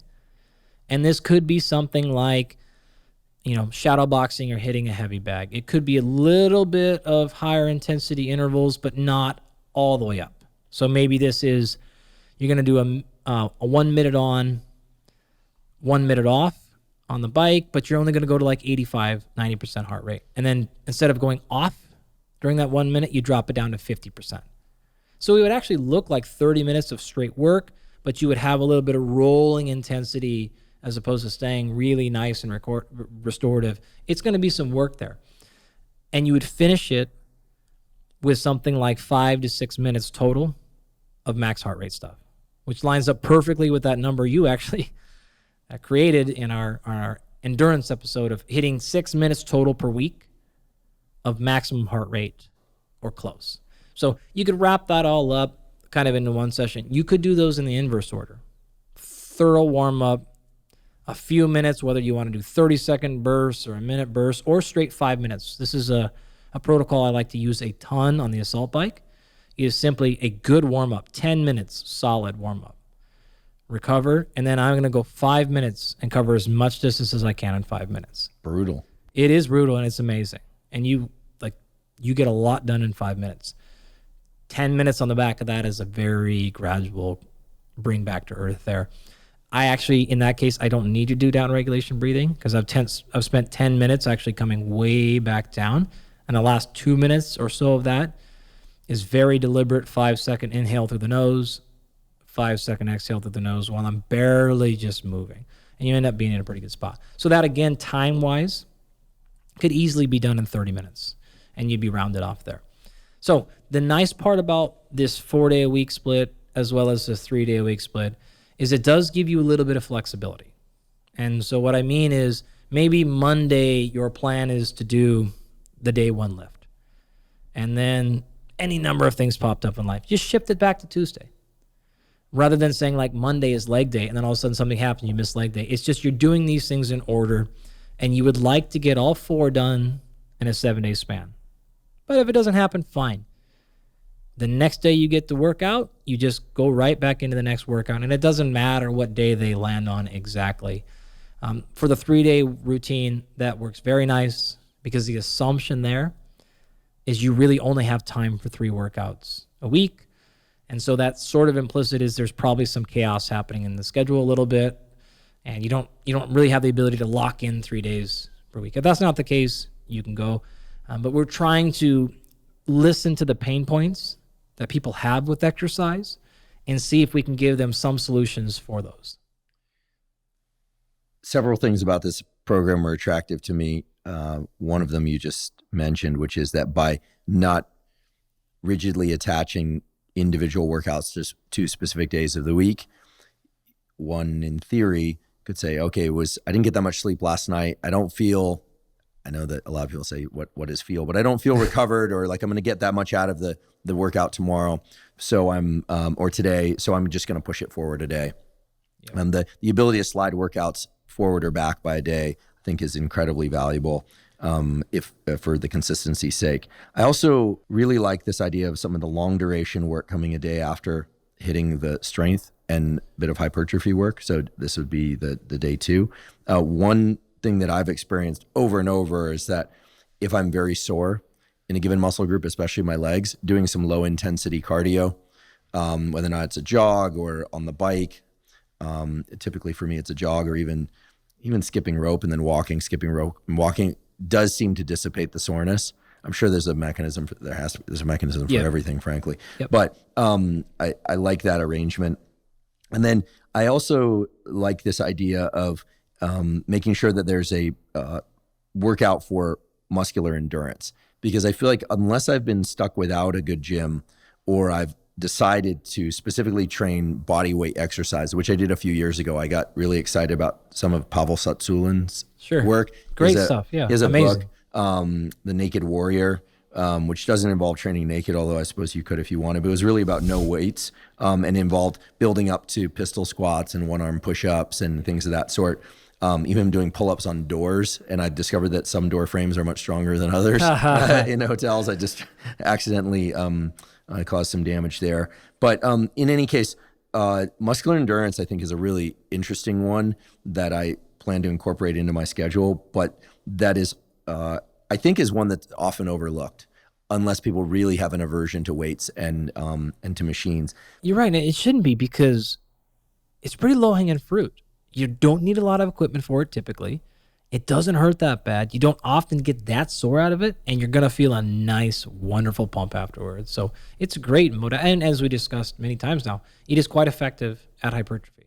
Yeah, I don't know if they fit specifically with muscular endurance, but if you look at the physiques, for example, on rock climbers, I mean, they have, to me, of course, they have, usually the experienced climbers have pretty remarkable body compositions. They tend to be lean and lithe and flexible, all those things that many people aspire to. But the other thing is their development always looks exceedingly balanced. You don't really tend to see climbers that are like overdeveloped in the torso and underdeveloped in the arms, or overdeveloped in the arms despite all the climbing and underdeveloped in relatively in the other limb movement. That's true for women and men. It's not a sport that I participate in, but it seems like what they're doing is essentially muscular endurance training. Basically, yep. Yeah, so there's really something there to be valued. So that's a 4-day-a-week schedule with off days or rest days inserted as needed, and then continuing. For those that are a bit more committed to their fitness and want to do a 5 or 6 day a week program, would you recommend just collapsing some of the off days, paying more attention to recovery, and cycling through more quickly?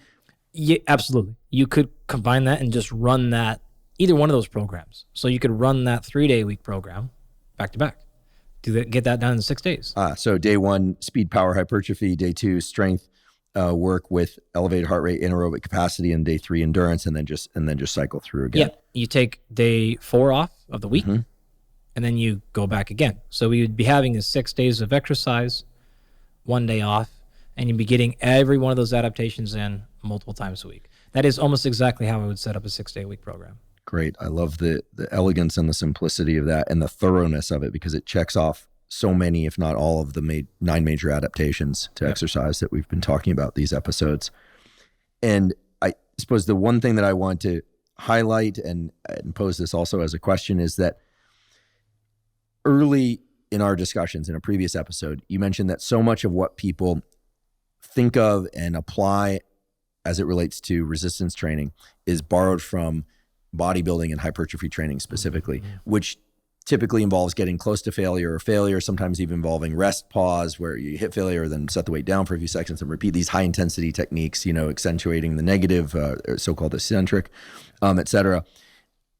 In hearing about these protocols of 3-day-a-week or 4-day-a-week, 6-day-a-week, it's very clear to me that if one is not careful to omit that kind of thinking and suddenly is taking their strength work and speed work to failure, or is pushing too hard on muscular endurance to the point where you're just grinding out that very last push-up on every set, that the amount of soreness and the amount of recovery that results from these workouts might start to cause progress issues. So one thing that's in the back of my mind is, as you've described these programs, is that even though some of them are very brief or involve a minimum of time commitment, in particular the 3-day-a-week, but also the 4-day-a-week schedule, that there is a discipline involved in making sure that you stick to the workout that you're supposed to do that day, and not go ham, as they say, and just throw in a couple extra sets of bicep curls and tricep pushes because you want to do that and you thought you could get away with that, but you have to come back pretty quickly and do some serious,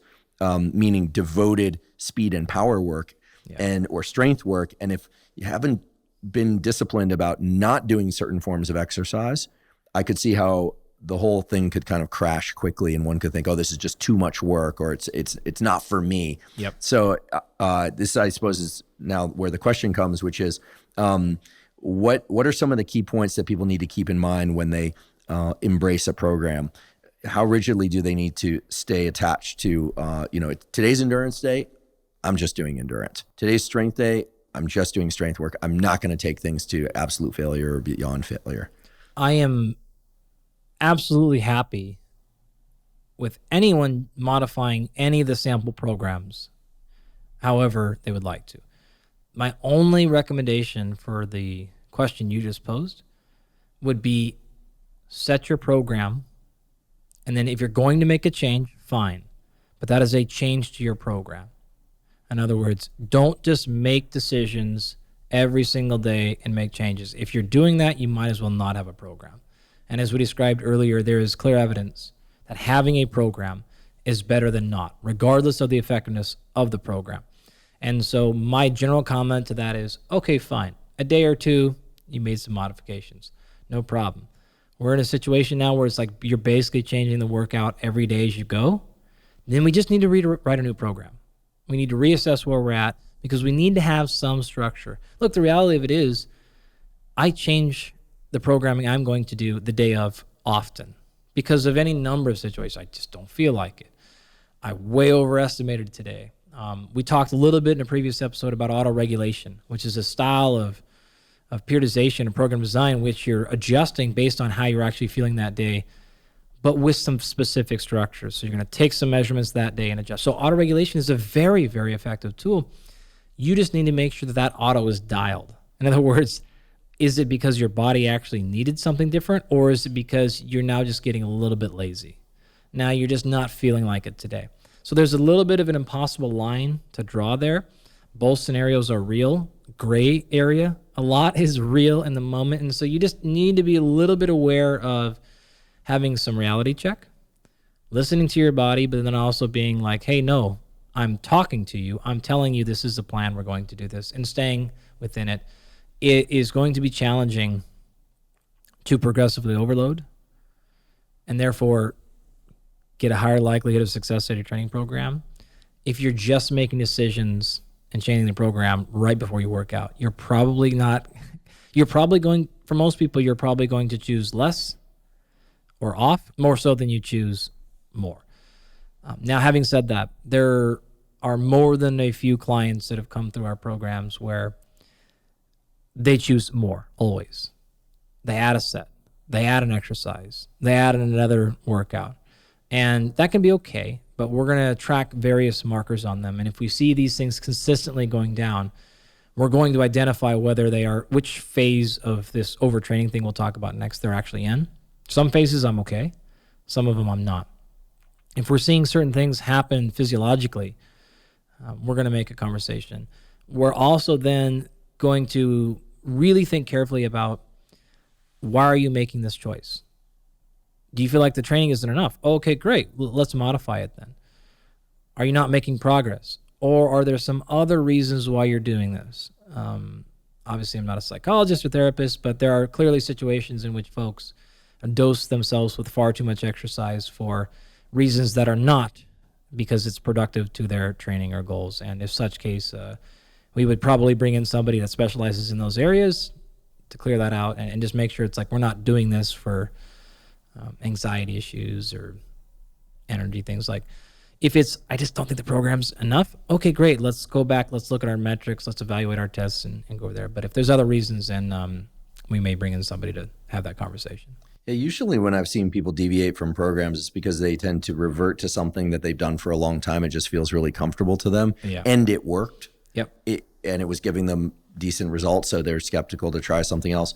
Or there is a phenotype of kind of haphazardness sometimes, especially if people get really caffeinated before workout and just want to throw something in. And then there's a third category, and this is one that I've had to contend with a lot in my life, which is that I really enjoy training with other people when I have the opportunity. Yeah. And a certain day rolls around where you're supposed to do something and not do other things. And people say, hey, do you want to go for a long ocean swim? Or you want to train, and you end up doing some, Kenny Kane, this one's for you, some ridiculous, 20 wall ball, CrossFit type workout, and I'm not acclimated for that sort of thing. Yeah. And then it does tend to throw things off, not because, no pun intended, Kenny, because there's nothing wrong with a 20 sets of wall balls if that's part of your conditioning. Yeah. But if it's not appropriate for where you are in your schedule, it really can disrupt what you're trying to do. Yeah. And even as a non-competitive athlete like myself, it's years since I've competed in any athletic program, but as a non-competitive athlete, I think there's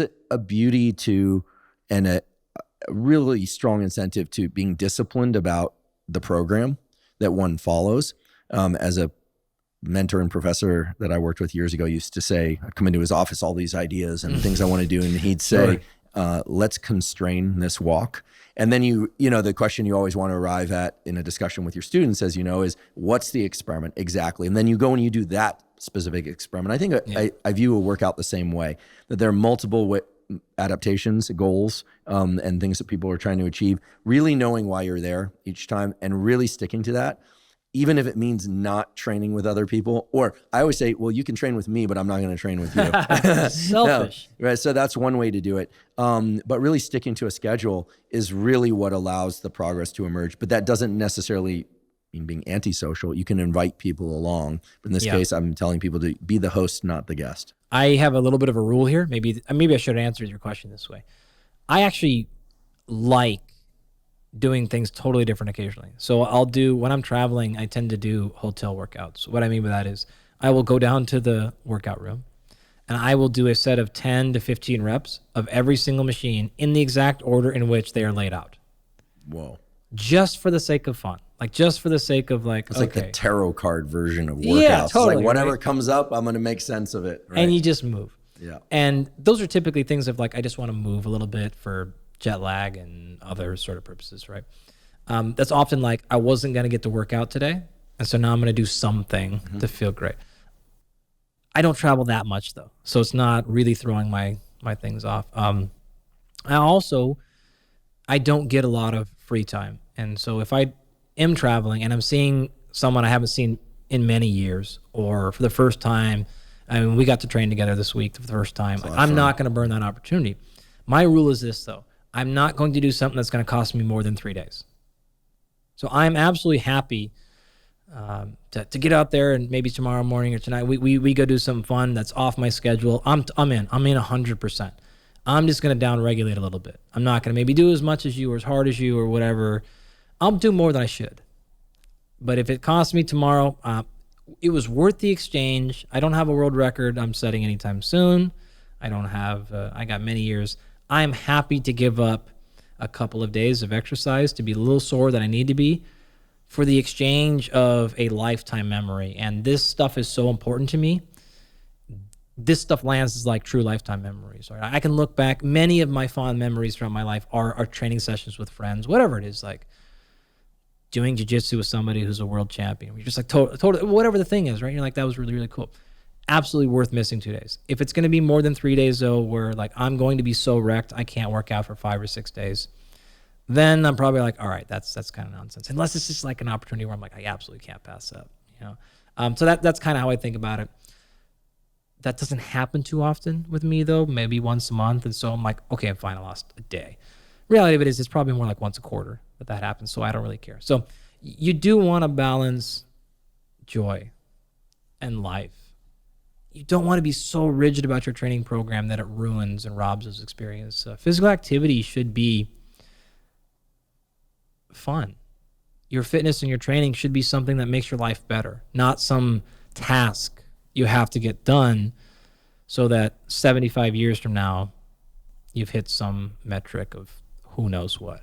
Just alone in your room with your training logs. Yeah.